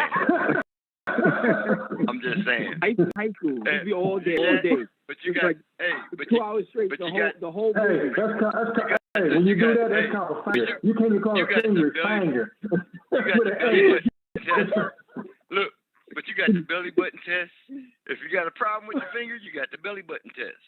You know what I'm saying? If you got that test and you fucking the wrong person. You caressing, hey, you caressing You don't know the belly button test? hitting all the way No, down the to belly the belly button button. right. He's right. If you don't, if you can smell it at the belly button, stop right there and go back up. He's right. I'm just saying. He's right. Oh, look Nah, what he's time it is. But Look at what time it is. Now here's the funny thing about it. I've heard the same thing from women, but it's like a lot of times women got to take one for the team because you care, and you know it might be a little rancid. He might have been hooping or something. And I mean, I'm curious to know how many brothers would come and be like, yeah, one time she got me. I was cutting the grass, and she tried to give me a little surprise, and all of a sudden, No, but the thing is, I like to shower too much.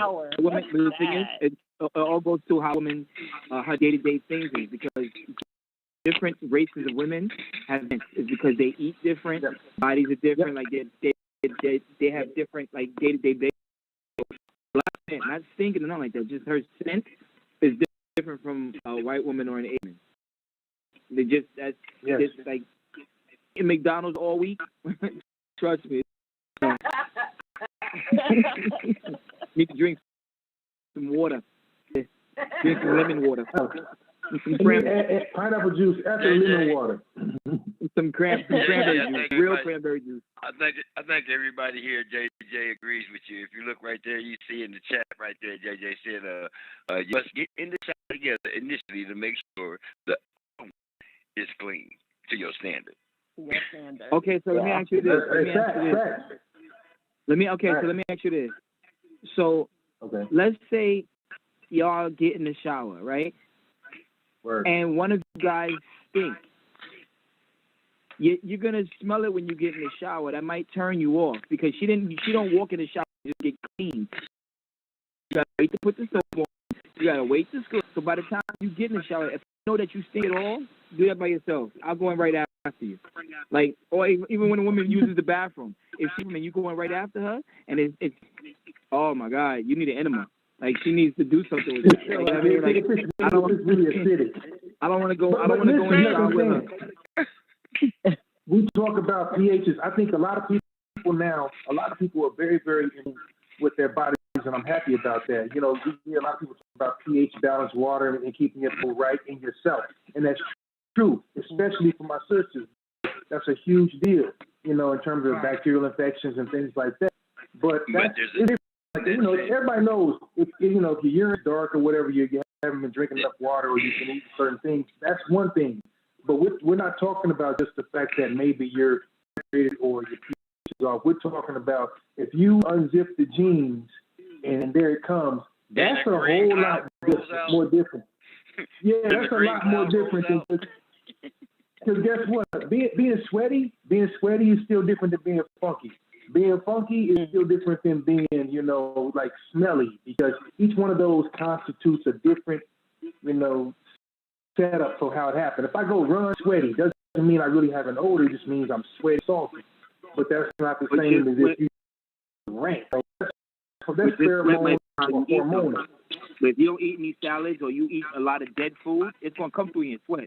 That's gonna come through in your pores. Like people that eat horribly, they sweat and that comes through their pores. I mean, like people that all day and like juice and don't drink water or don't eat no greens and no salad and dead things going in your body. You can smell it you can smell that through your sweat. That's before you even take clothes off. Yeah. Like, oh no, you need to eat them. But that's true, and that's just that standpoint. I don't know. That would kind of freak me out if somebody said you smell like you need to eat better. I think I'd be kind of freaked out about that. I'd be like, oh my God. Are you kidding to Jeffrey Dahmer? So that also comes with a lot of bad things that you've been through, and it also comes with maturity where you get to know your body because like mid-20s and stuff like that, you be eating like we never gonna lie. start to get to 30s and you almost get in the 40s, you're like, well, listen, my liver can't take too much of this, so I got to stop this and that. And you just be more conscious of your body and what you eat and put in your body. And then you start doing more research about your body. Yeah, I'm about to die any day now. I gotta start eating salad right now. Yes. All right. So have you guys ever went out with someone who passed gas on your date? Like right out loud, they didn't try to hide it. They just did it. Hey. I got a story for that one. I was on tour. I was on tour with a girl group. I'm not gonna say who they are. And we went back to the room. They had a suite. So you know how people go back to the suite, and this girl group was the headliners. So a lot of the other artists came back to the suite. So it was a packed up suite for all the artists, and then whoever they brought there. So I was on the balcony talking to this girl, and we was having a good long hour conversation, and she was sitting on the bench in the balcony with her knees up like this, like just hold off for like an hour. So in the middle of the conversation, it just got quiet, and she just said, "Brr." And I looked at her, and she was so embarrassed. Like, if you my girl, okay, we can laugh and joke about the fart game. But if I just met you, you could tell she didn't mean to do that because she was holding her knees the whole time. So she was putting pressure on her stomach the whole time. And I guess her body said, "You playing yourself." So I'm just going to let you know you play yourself. And she just let one off. And she was so embarrassed. And I went back in the room, and I told the audience, and I'm not the kind of person that can kick people out the room. Never listen to the statement again. Because if you have the heart to fart in front of me the first time we meet, that means you care about nothing or nobody. Certain things you need to hold because that shit sticks with you. Please. I mean, I don't know. That it's just, to me, natural is natural, but I'm not a big fan of people that just let loose off. If it happens, accidentally, it is what it is. But for people that get comfortable really fast and they just, I was raised by women. So all that, the noises, belching, and flatulence and shit like that, we used to get tagged for doing that. So I've never done it. I've never been a fan of it. I don't do the whole men in the locker room shit. I don't like it because my mom, grandmother, and they didn't like it. So it's not a big to do, but I understand that. Guess what? It is natural. So it happens. I mean, think about it. If you're city, and like I said, you happen to be awake and she's not, and the parts of her, it may happen. You got to let it ride. But again, if she walks by, lady, how do you feel about this? I think she was talking about a first date. I get that. I think she's talking about a first date. Meeting somebody? Oh, you can't. Oh. So look at the screen. But hold on, we got to pose with a question. So JJ says, is it ever appropriate to pass gas in front of your partner? So when? Days, weeks, months, years? Months. I think it's common how are you doing it though? Because how are you doing it? Are you just walking by ripping it, or if it accidentally came out, you fuck it? I end up with watching the movie. It happened. I mean, I don't know. What's the circus? It's going to happen. Like I said, this is nature. It's going to happen. It is going to happen. You know what? My pet peeve. This is my pet peeve about it, guys. My thing is, don't fucking stink. Don't stink. Who can help that? I know some of you ladies, you don't because you're dainty. I'm here to fucking tell you, yeah, you do. You must eat nothing. Never smoked a part that didn't stink. I'm trying to Besides my son was a baby, his parts didn't stink. Now he's 6 years old, his parts stink. When you're eating really like I said, you better eat out. It don't be like that. It don't be like that. Shit. Quieter they are the worse. What? For the first couple of years, for the first couple of years, for the first couple of years, my wife didn't do it at all. At all. Not one. She would hold it, get up and walk off to the bathroom and go do it. She wouldn't do around me. We coming up on 4 years. We'll be laying in the bed watching a movie. For real? She's comfortable. But She's you know what it is? comfortable. She's comfortable. And No. the thing is, what's even worse is for the first few months of me and my last relationship, I thought I was slick with it. She was like, "No," every time I just didn't say nothing. Because you know how you think you do it, and then you try and sit on it. Like,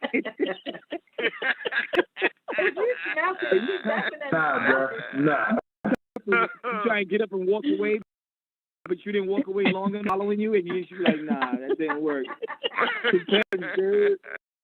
Because I tried my best. Like, I give her courtesy. I know I eat a lot in my habits, so I'm going to use it. But I fought a lot. If I fought a lot, I'll give you that courtesy until I'm cool with it. So after the first one, you laugh, I'm letting you know. Don't ever laugh, because I know it's comfortable, and I'm going to keep quiet. No, look, we all do it.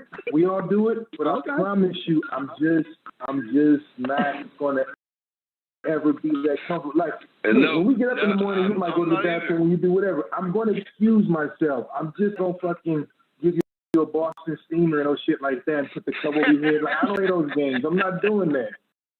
You know, I just, if it happens, it happens. There's certain things.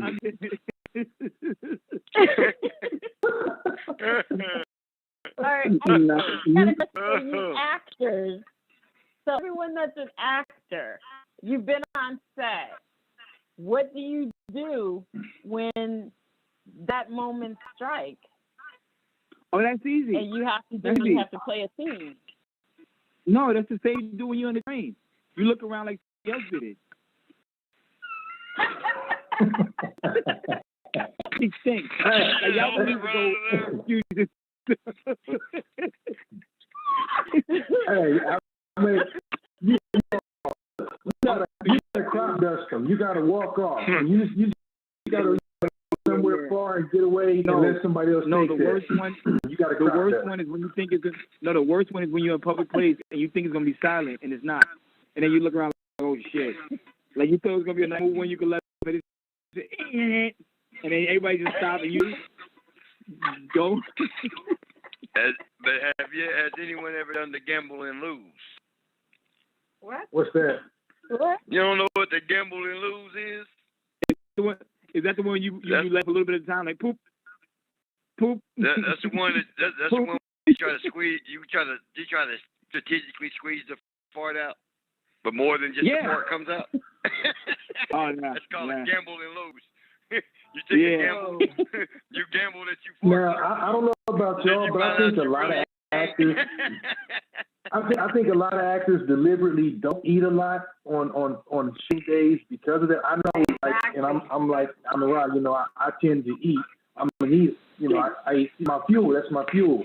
But when we're on set, it's like, look, I will nibble my ass off because I'm like, yo, I'm not trying to be, you know, mid shot, and then all of a sudden, you know, unless you know, like, you go far away to another floor, yeah, cool.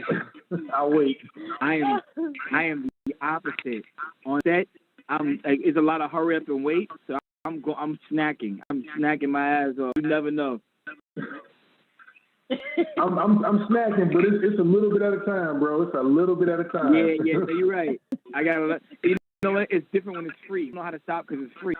Like if I had to pay every time I went to craft service.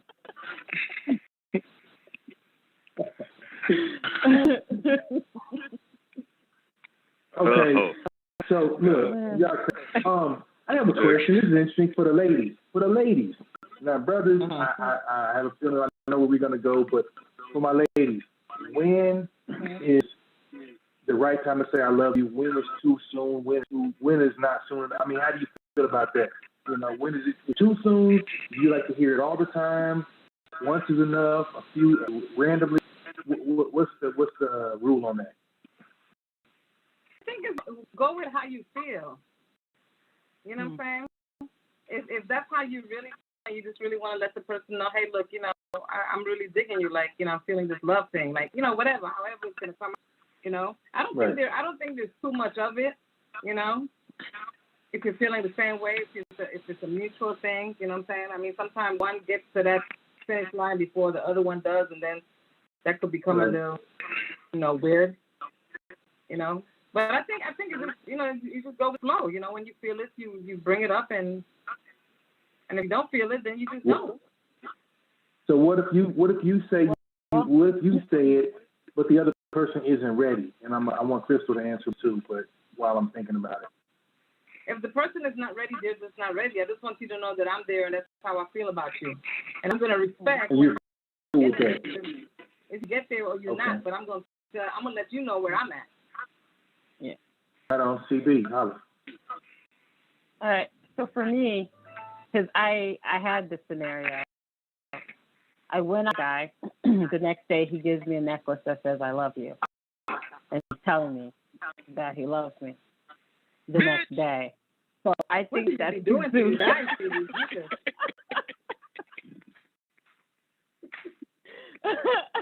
They're ready to put it on him and all kinds of shit. I get it though. I've been there. I get it, but damn. Okay, go ahead, Mama. Go ahead. So I think in that scenario, that's too soon. To say I love you the next day is too soon. I think that two people need time to get to know each other before you go to that next level. Mm-hmm. And going on one date with someone is not long enough to ascertain what type of person that they're going to be in the long run. When people first meet, you have this, put your best foot forward type model in your head. It's like when you meet someone, you want to do your best. You want to impress that person. You hope that they want to do. And then as you get further along in the friendship, because first off, every relationship, no matter what it is, whether it be romantic, potential to be romantic, or just if it's going to be platonic and staying in the friend zone, but every relationship should start with a foundation of friendship. So when you meet someone, if you can't look at them and think, this could be my best friend, this could be my confidant, this could be someone that I can ride for, that can ride for me. Because for me, I would like someone that rides for me, someone that not only I can walk beside and I can get mine, but someone that will fight for me, and I will fight for them, fight for each other, fight together. You know what I mean? But in order to get to that, you have to get to know that person, to know that they're that you want to walk through life with, or that you want to go to a with. I've met some guys where this one guy, this is a good example. Met this guy, of course, online, and I met him before I moved to Arizona. So we went on a date, and it was really supposed to be a real date. He's in sweatpants and work, and he had a fluffy hat on head with a ball, and yeah, it was crazy. So we get to the movies. We get to Crown Center, and I'm standing there, and he's looking at me, looking at him, and I'm like, I'm gonna get the movies. Like, yeah, about the I forgot my wallet. I was looking at him like, you gotta be fucking kidding me. Like, so this is how this date ended. I left him at office. I don't know how he got home, but he was not going with me. And it turns out he was a liar. He let his cousin use his Cadillac. At least this was his excuse for why I had to come and pick him up. And it was just one lie after another. It was just crazy. So I don't know how he got home. I know I did not purchase his movie ticket. I left him there. I went on my merry way, and yeah, that's pretty much how that went. So you have to get to know somebody for longer than just a day or 8 hours, or sometimes even a week isn't long enough. You need to take time to get to know that person, because not everybody looks like a serial killer. Serial killers don't look like serial killers. For example would be Ted Bundy. If you look at him, just by looking at him, he doesn't look like he's a serial killer. By no means. Jeffrey Dahmer either. But what serial so killers look like? They supposed to have. Yeah, but I mean, the point is, you can never judge a book by its cover. But in order to get to know someone, you can see those red flags for yourself, and know when something's right, when something isn't right, and always, listen to your gut, your intuition about something. If it doesn't feel right, then it's not. So you have to trust you and your intuition, and and trust yourself as far as knowing what you want. Because some women, or even men for that matter, get into relationships not knowing what they want. Mm-hmm. But because of past relationships and how things went, they know what they don't want, but they don't know what they want. And I guess I kind of fall into that category. I know what I don't want. I don't want a bitch-ass nigga, I can tell you that. But,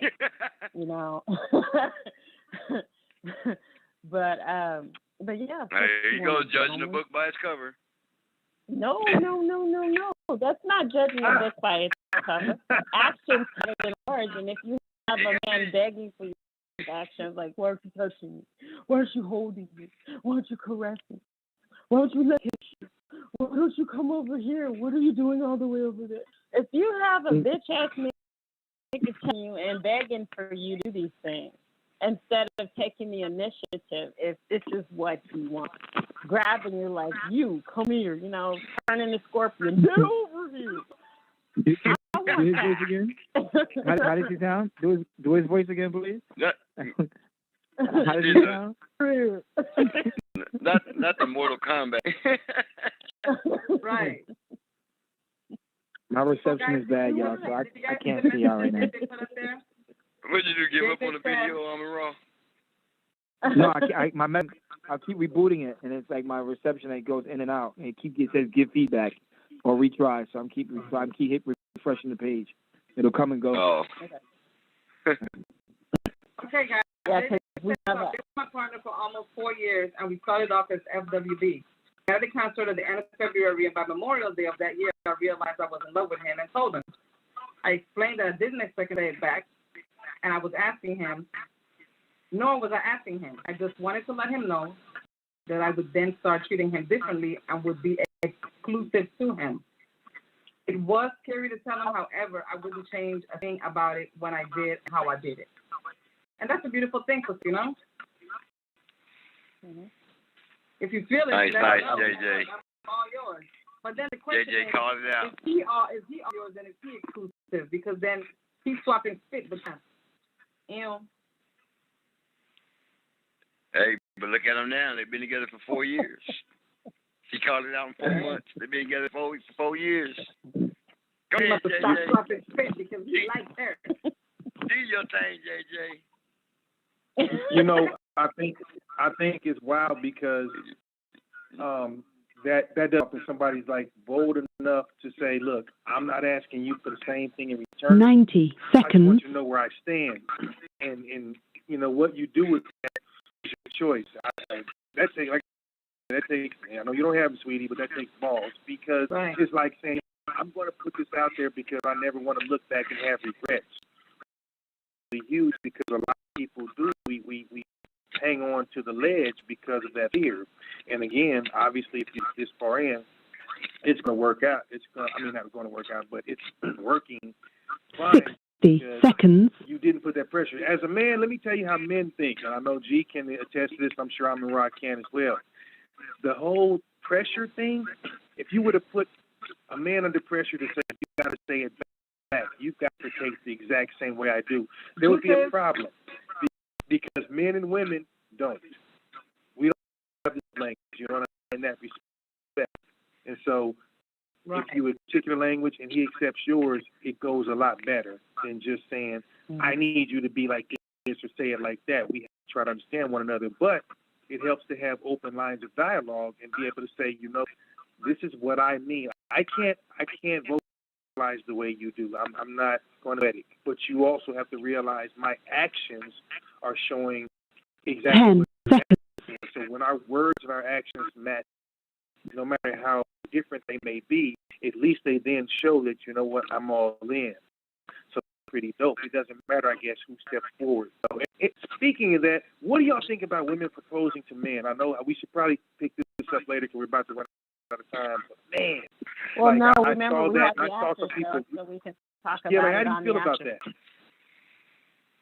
that? Some people, they went hard. They went hard on the woman.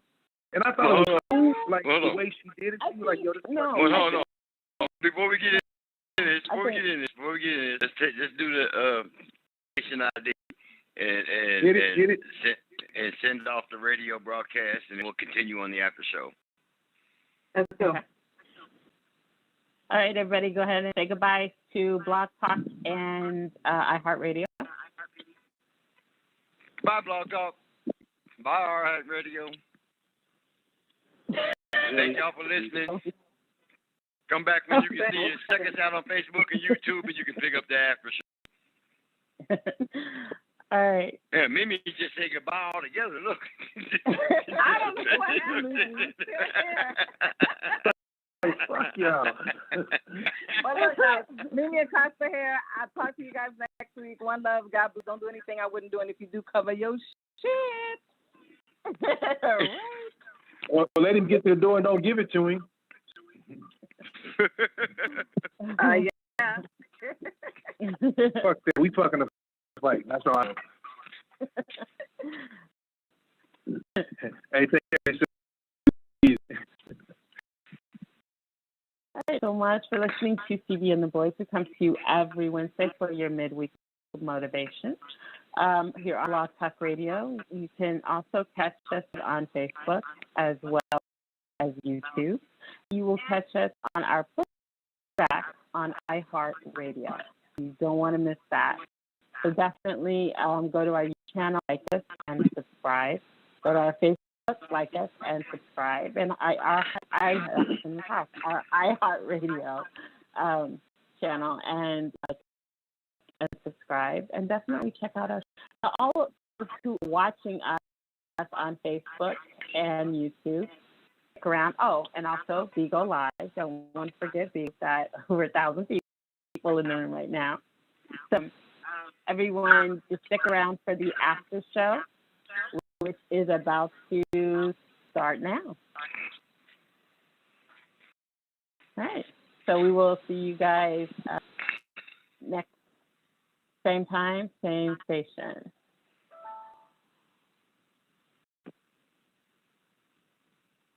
Have a good one. All right. Oh, and to take us home, we have BTS and Butter. So BTS released their new song, Butter, which is doing amazing on the charts. So to take us home, we're going to go with some BTS and Butter. And we will see you next week.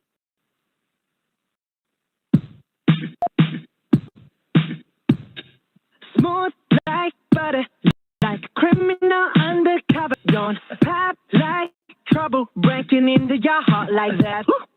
Cool shade stunner, yeah, owe it all to my mother. Hot like summer, making you sweat like that. Break it down. Ooh, when I look in the mirror, I don't know too hard to do. I got the super glow, so ooh, do the booty. That's what I like to my beat. I like the moon rock with me, baby. Know that I can't take it. Let me show you can touch it. Right on me, get it, let it flow. Smooth like butter, pour you in like no other. Don't need no usher to remind me of that. Ain't no other.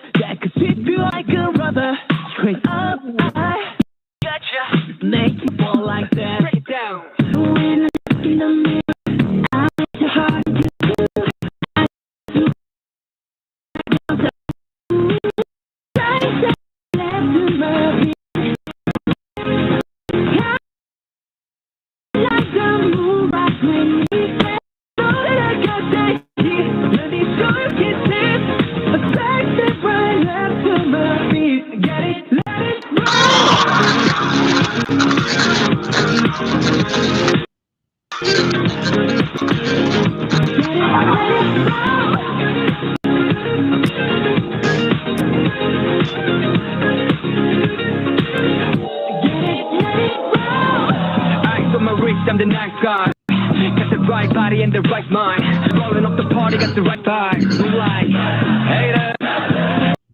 Boy, pull us up with Layla on the bandit, moving with the bass low. Go on me while we let's go.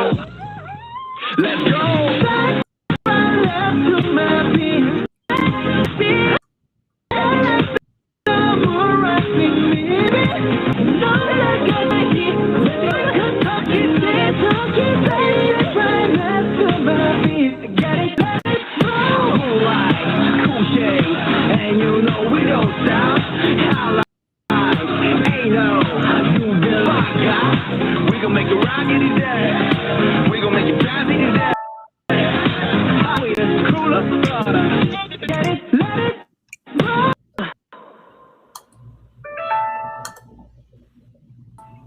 Thank you for using Blog Talk. Goodbye.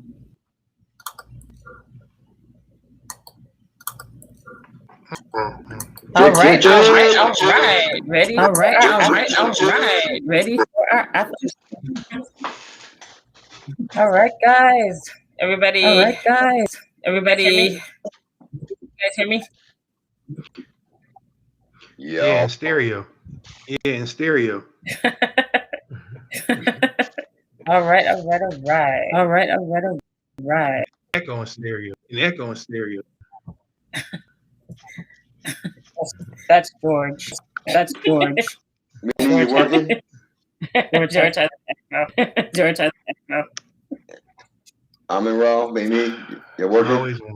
It's always one. Can you hear me? We can hear you. I can now. We can hear you. Okay. Yeah. Mimi? Yeah. Mimi. We can't hear you, Mimi. There's an echo. Can't hear you. There's an echo.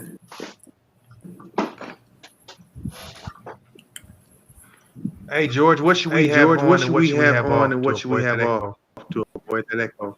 Yeah. If there's an echo, then somebody's got two computers that's listening to them. One's listening to the other. If you got one computer. That's probably you. Yeah, you can hear us, but we can't hear you, Mimi. The phone disconnected. They said goodbye. Yeah. We should double up. I'm not doubled up. I'm on one system. Yeah, I hung up. Crystal got Bigo going still, don't you?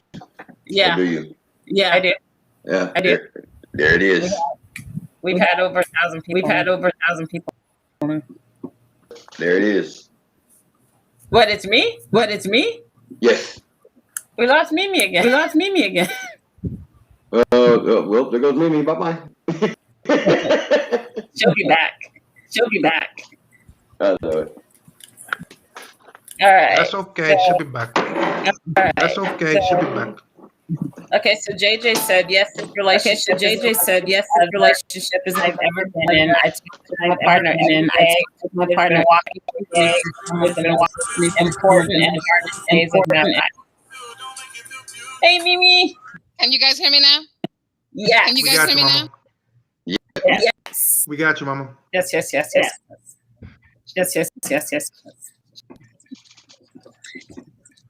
right, so I got a question for you guys. All right.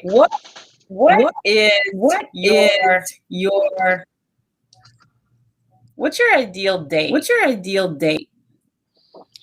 Let's go play some pool. Have some wings and some drink too much and you get drunk. That's a red flag. If you play me and you are really aggressive and you want to put my ass, you are aggressive. If you are a sore loser, I will find out on that demo.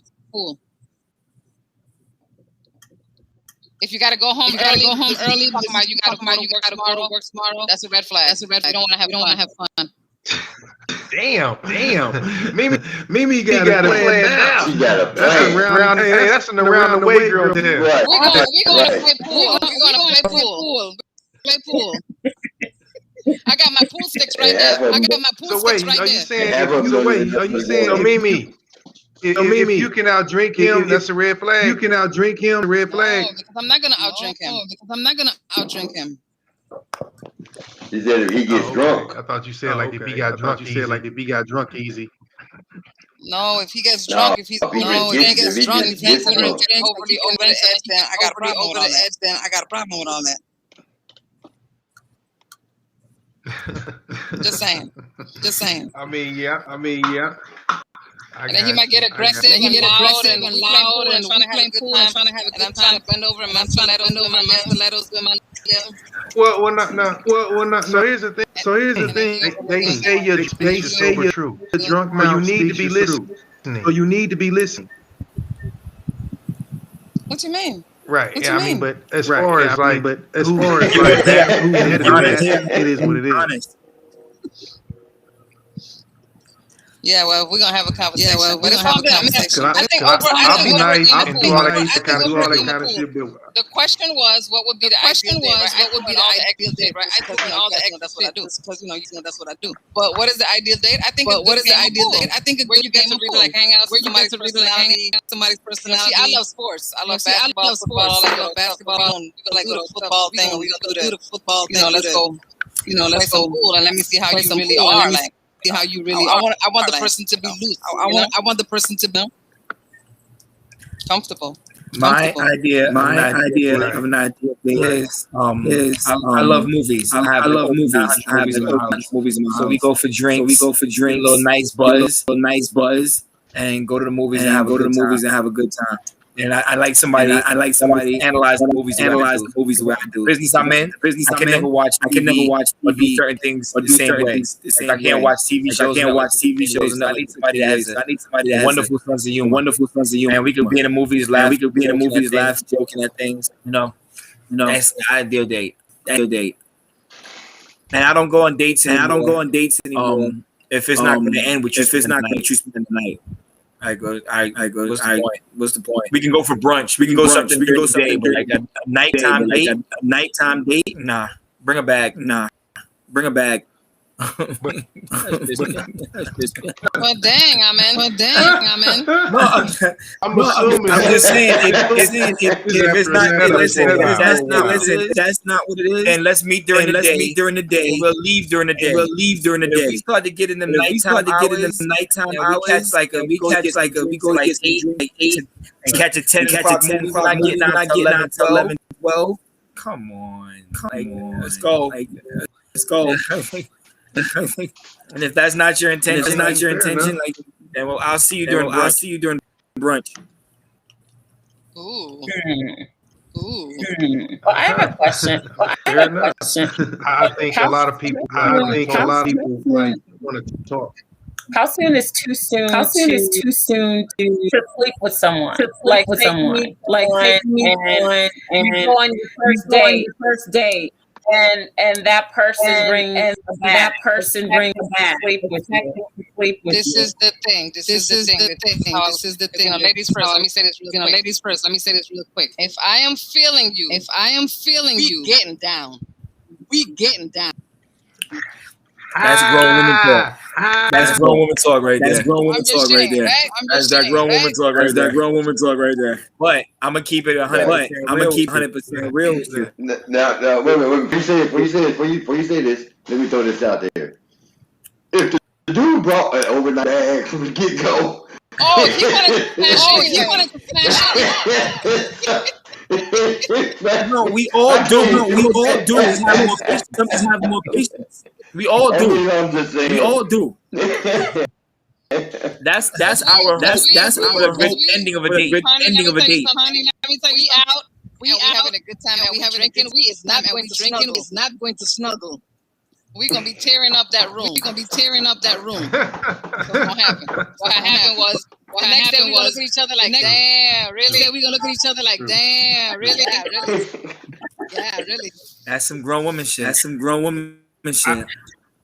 I think when we get to be a certain grown woman, you're not worried about what other people think. Because of that, if you don't give a shit, if you don't give a shit, if we an hour in, I'm trying to give it to you. Or dig you, give me a week, give me a day. I just feel like when you're not worried about what people at school, what everybody else is gonna say. It ain't like that anymore. That's the difference between being grown and being influenced, easily influence. AJ said the same thing. There's no time limit. AJ said the same thing. Believe it or not, no time limit. Believe it or not, I've waited on some people, and the ones I waited on weren't the ones I waited on weren't the ones I did it immediately. The ones I did it immediately. Lifelong friends. Whatever happened, like I said, there was always amicable. There was always amicable. I agree. I think we all agree. I think we all are in agreement. Like, look, but certain it depends on the circumstance. It depends on the circumstance. I know for a lot of men, they hit it too quick. They hit it too quick. They respect.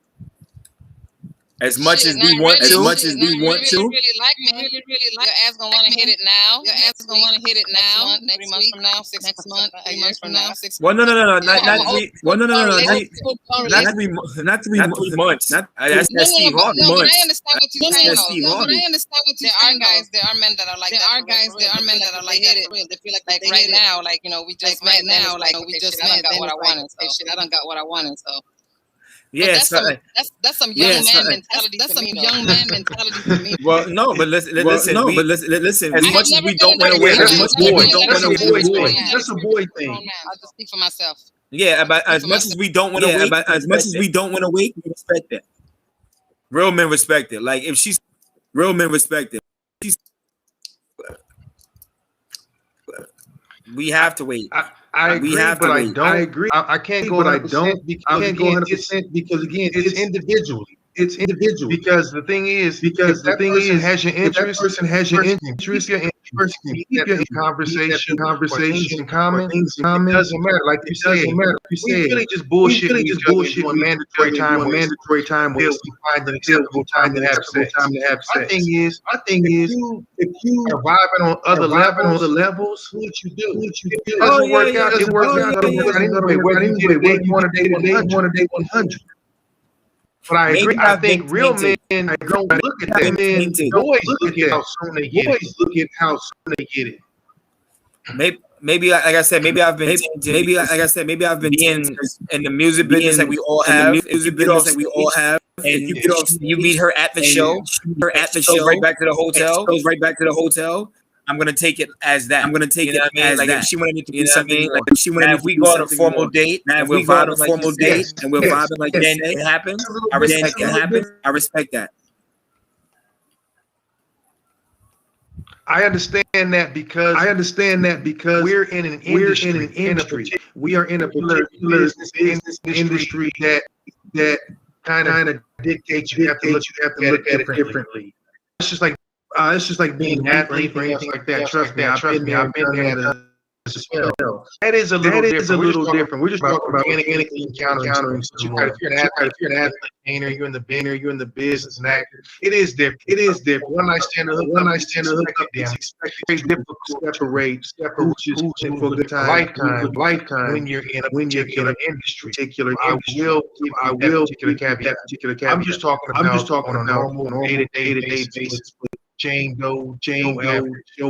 It doesn't matter. In my opinion. I agree. For specified situations, I can agree that you have to be a little more. You have to be a little more conscientious of what's going on, what's happening, what they may be trying to get, what's maybe trying to get. So yeah, I'll agree with you. The entertainment, etc.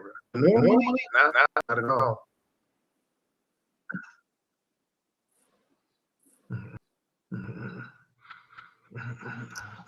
JJ said we're echoing really bad. I almost don't want to say that. I almost don't want to listen. We got to figure that out. You got to get this echo into control. I'm ready to say something. JJ said we're echoing. Yeah, we are. I got it open in. I have the show open on another computer, and it is. I'm just trying to test something out right now. You think it's Vigo? Engineer. Way to go, engineer. Hold on a second. I'm trying to check something right now. I think. So can you guys? I'm still echoing. Right? Yeah. Yes. So it's not Vigo.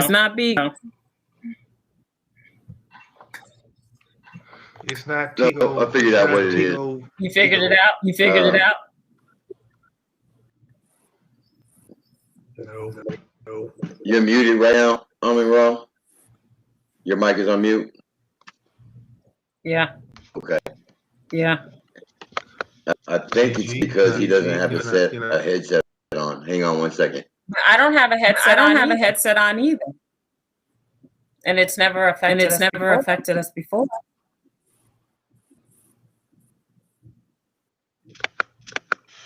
I never have a headset on. Unless we're on block time. Other than that, that's it. Okay, so I tested it. I muted Raw, and you weren't saying anything, and it didn't echo I'm on my other computer from where I'm watching it from YouTube. It didn't echo. And then when you said something about I don't have a headset on, and Bigo, it echoed when you said that. So it's between you two.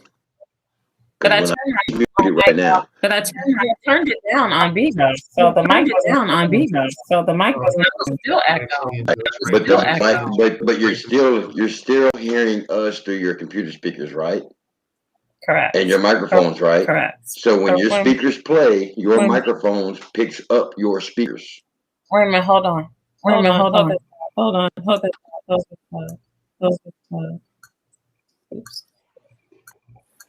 Oops. I think I know. I think I may have. No. All that to say, yes, you. It's not me. Well, it might be. Let's see. Hold on.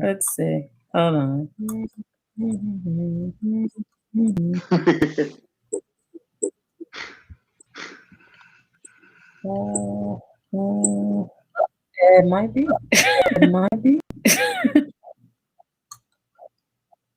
Maybe it's me. I can't. Maybe it's me. I can't.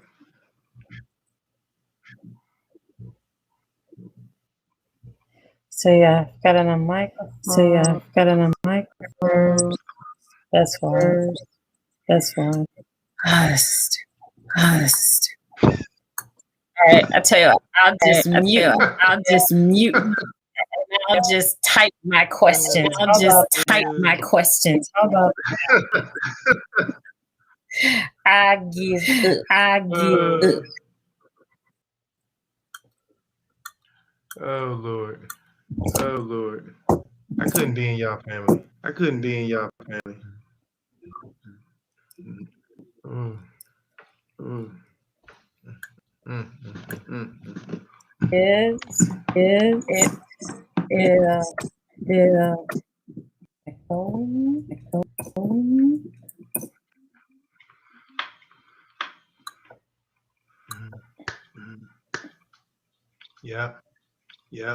Yep.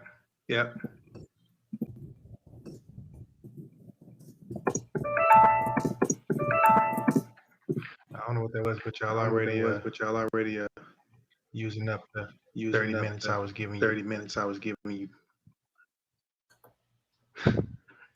In the words of Leon Phelps, I am almost out of my. Well, I don't have Cavassier, but my single malt. Go ahead, girl. I'm glad somebody's with me. She got my back. Girl got me. She got my back.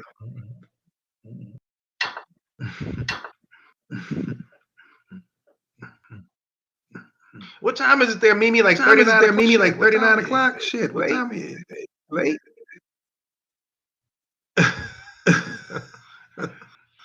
I mean, it's always drink 30, but I'm just saying. I can't hear you, baby. Hold on. Can you hear me now? Yeah.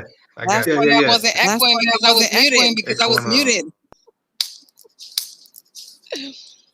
Anywho, CB and I missed the whole red moon, blue moon, purple moon, red moon thing. Did y'all know about that? Right. Yeah. Yeah. Once upon a time, it happened around here, like around midnight. For it, looking for find out it happened at 7:15. Find out it happened at 7:15. Missed the whole day. Just record. You know somebody recording. So Just record. You know so somebody we're recording. shooting for today. We're shooting for today. Today is the last day, right? Last day, right? CB? Yeah, they said it's going to be at 7 a.m. At 7 in a.m. the morning. So basically, eclipse. That's so sexy. That's so sexy. Yeah. The Yeah. lunar The eclipse lunar here eclipse slightly larger than normal will reach perigee. The closest point in its on May 25th, 21 p.m. and May 26th, some 14 hours after it is a full phase, which happens at 7 a.m. Now, when it's called the super flower blood, and the next one won't be in 2034. I plan to be dead in 2034. Don't say that. Don't say that. We won't be called days. Damn. So the echo is not good, family. Echo is not good, family. It's George. Always George. All right, I'm muting myself. I think it's me. Unless we playing Planet Rock.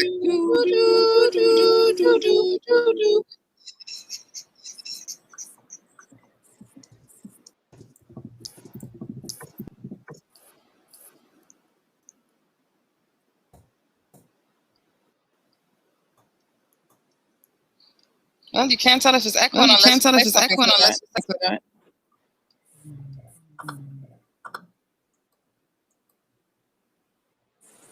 I know that I'm definitely echoing.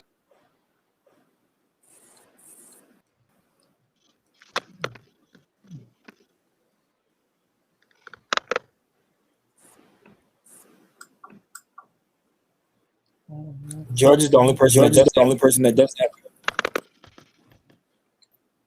Well, George, talk to us.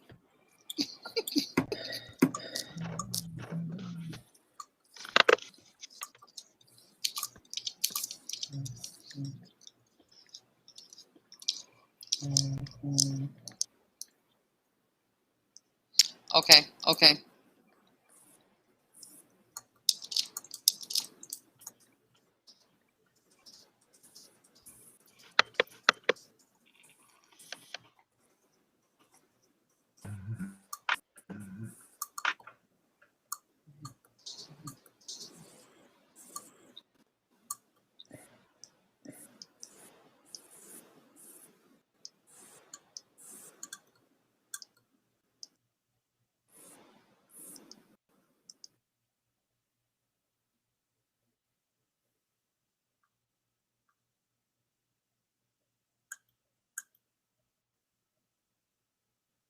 Have we figured out what it is?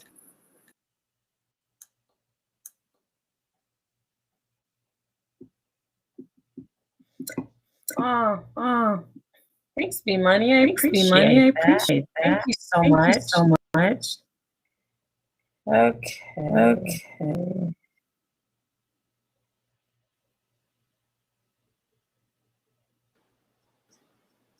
Okay. Okay.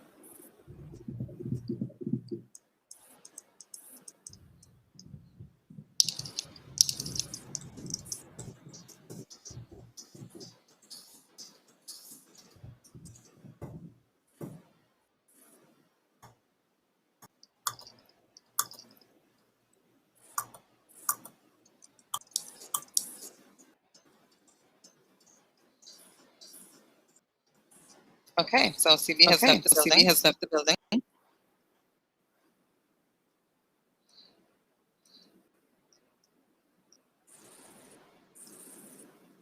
Let's talk about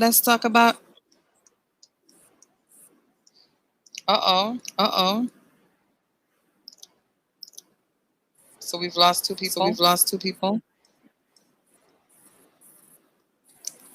And what had happened was that the show must go on.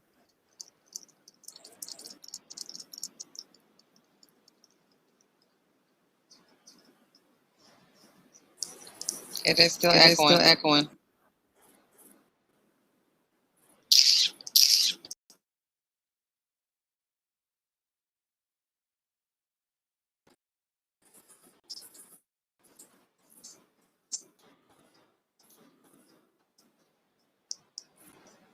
For our listening audience, we are working on the little kinks when it comes to the echoing, so you can hear us clearly. So please bear with us. Please.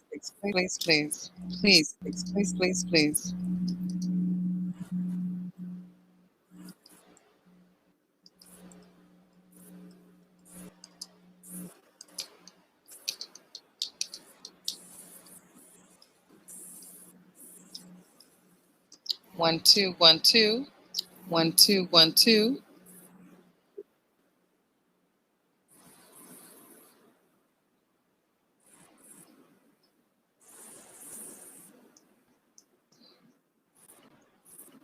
Testing. 1 2 3. Yes.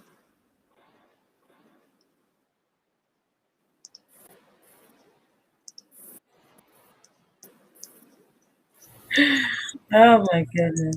Can you guys hear me? Oh my goodness. Can you guys hear me? Yes. We sure can. Am I echoing? I'm echoing. Am I echoing? Yes, you are. So when I dropped out, was there still an It was still echoing. It was still echoing. It did? It did? Yes. So I guess it's me. Well, all of us are echoing still, though. But when I had dropped out, it stopped echoing. It was still echoing. It's gotta be George. But George is not echoing. Though. He's not echoing, but he can't echo.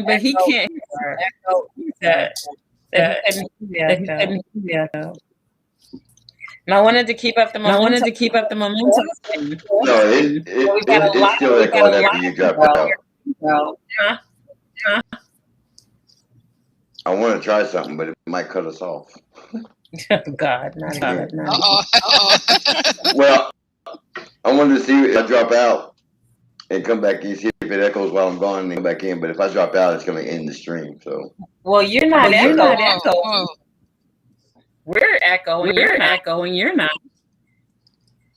But it has to do with the mic. JJ said you can hear JJ said what? She can hear gum being Dang. Not good. I just don't get it. There's always something. Jeez.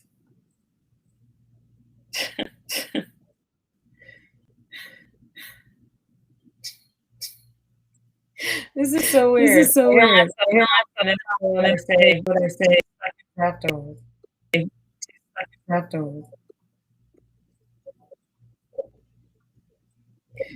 George, at least put the videos back up. I can't see anything. That on purpose.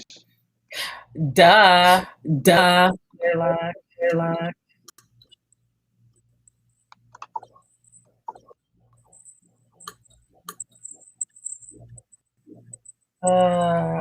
Hey, as quick as he came in, he went back out. Oh. I don't know why this just because I've done nothing different than when we've been doing the after shows Yeah. and had no problems. We've went no problems for a month. Yeah. Yeah. So the only thing that's changed, I hate to say, the only things that changed that's different than all the other after shows is I'm in Raw's End. It's the only thing that's different. Did we lose Raj? Did we lose Raj? Yeah, Raj probably gave up. He probably said, screw it, you got to go to bed anyway. You know, he get up at like 5 in the morning, 6 in the morning. Yeah. Mm-hmm. But we were having such a conversation.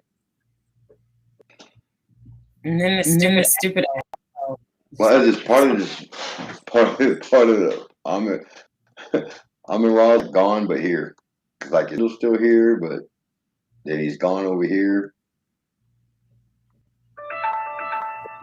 Ooh, JJ said the next month. So the whole. I didn't hear it echo. Top. It echoed the whole. That's what she said.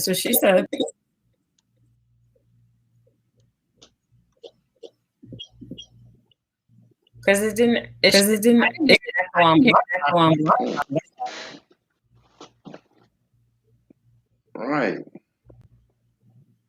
That's weird. Because we didn't have an issue. It sounded good. It did sound good. Mm-hmm. Now I wonder. See, you don't echo. But the rest of us do. Yeah. And new edition. No, it did not echo the whole night. I'm playing it. Going. That's right. Well, yes, it did. Yeah, I mean, just lack of knowledge, you're right. And the thing is, when someone doesn't know, it's hard to be someone who just knows more than you. Checkers, foot racing, if they know more, they've got the advantage. My question to you, boss, is it still more lucrative to say do live performances or go on the road or do shows so that the artists can get more money as opposed to going in the studio and having to pay everybody else where you are lucky enough to get a couple of points on, to yourself?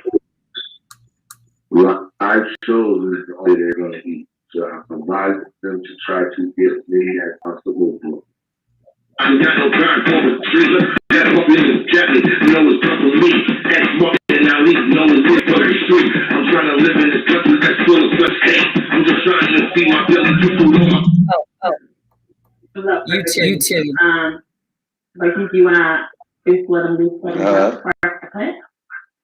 Oh, no problem. To all people that's listening, this is Let Loose, Let Go by the BMT Boys. We're running wild. Let's do it.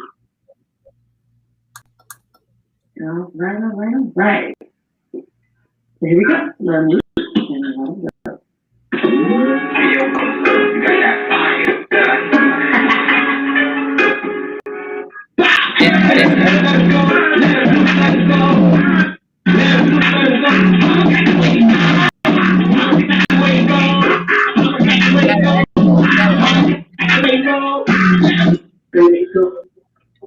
It's not. Ladies, we're echoing now. My girls on here. We're echoing now. It's echoing now still. Yeah. I haven't done anything on my end either. What did you say? I said we're echoing, but we weren't like earlier in the show. Right, I know. I'm playing it. I'm sitting there playing it back and wasn't none of that going. Figure that out. You're not echoing, but the rest of us are. Roger echoed, Mimi echoed, echoed. But you didn't echo. Can you hear the I can hear when you talk. I can hear something else in your background. It's like I can hear your speakers through. I can hear what's being said through my headphones, your speakers. It's called I know. So what? But I'm hearing it coming from y'all. Are you using a headset? No. I only use a headset when. Well, that's why we just ask everyone on B. And those can hear what we're saying.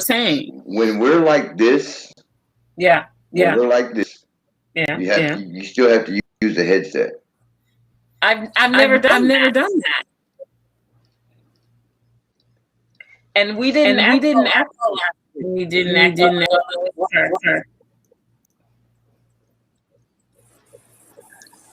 Watch this. I'm gonna unplug this. Now I bet I start echoing.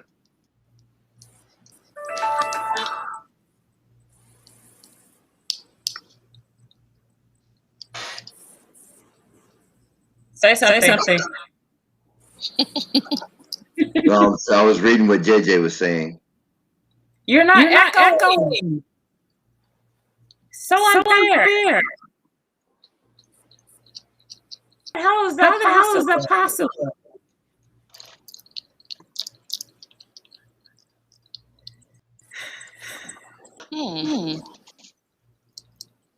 I use a headset, so. Good night, JJ love. Thank you so much for joining us tonight.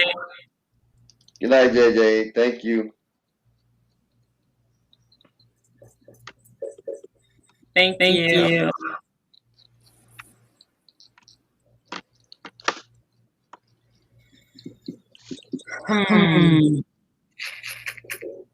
Thank you.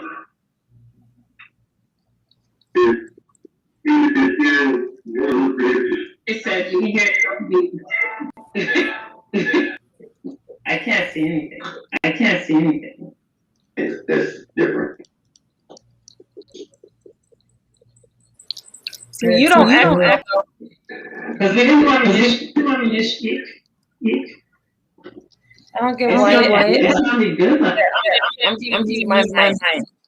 It did sound good. Mm-hmm. Now I wonder. See, you don't echo. But the rest of the went up and down.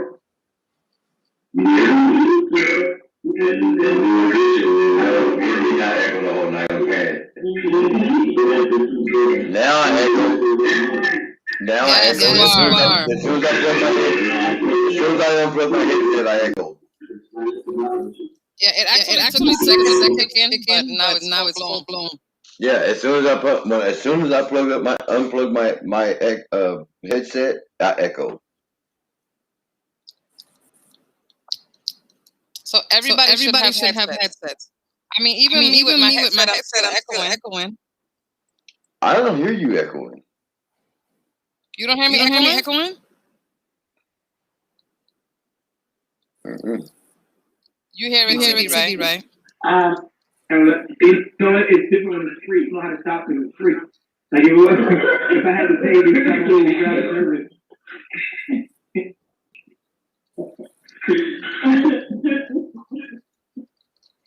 Okay, so good. I have a question. Then speak for the ladies. I don't know how he got on. I know I did not. You know. Keep the question page. It'll come and go. All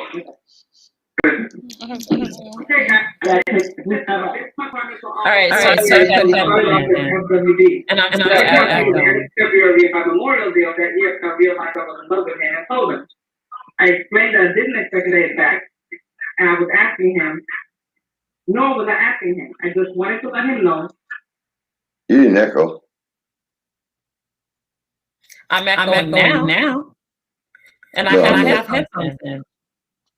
So I'm still echoing somehow.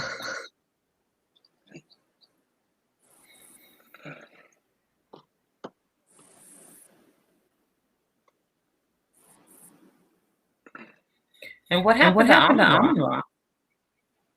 I don't know. He got caught in limbo somewhere. I think he gave up. I still have his window up here like he's in the video, but he's not. Yeah. Sad. We were having such a great time. We were. Oh Lord, what the hell? I'm done here.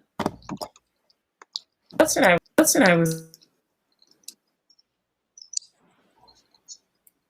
So even with headphones, I was still echoing. Can you hear me? Whoa. You're not echoing anymore. Say something, CD. Hello? She's frozen. Oh. That's why she ain't echoing. I can. No, she's talking though. I can hear the echo. Echo. You can hear echo? I can't hear echo from you. I can hear the echo.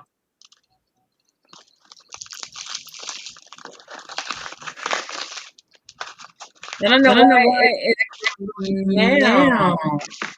Like this show, because we didn't have ourselves, we didn't echo at all. And the week before that, we didn't echo at all. All right, I'm cutting the stream. Everybody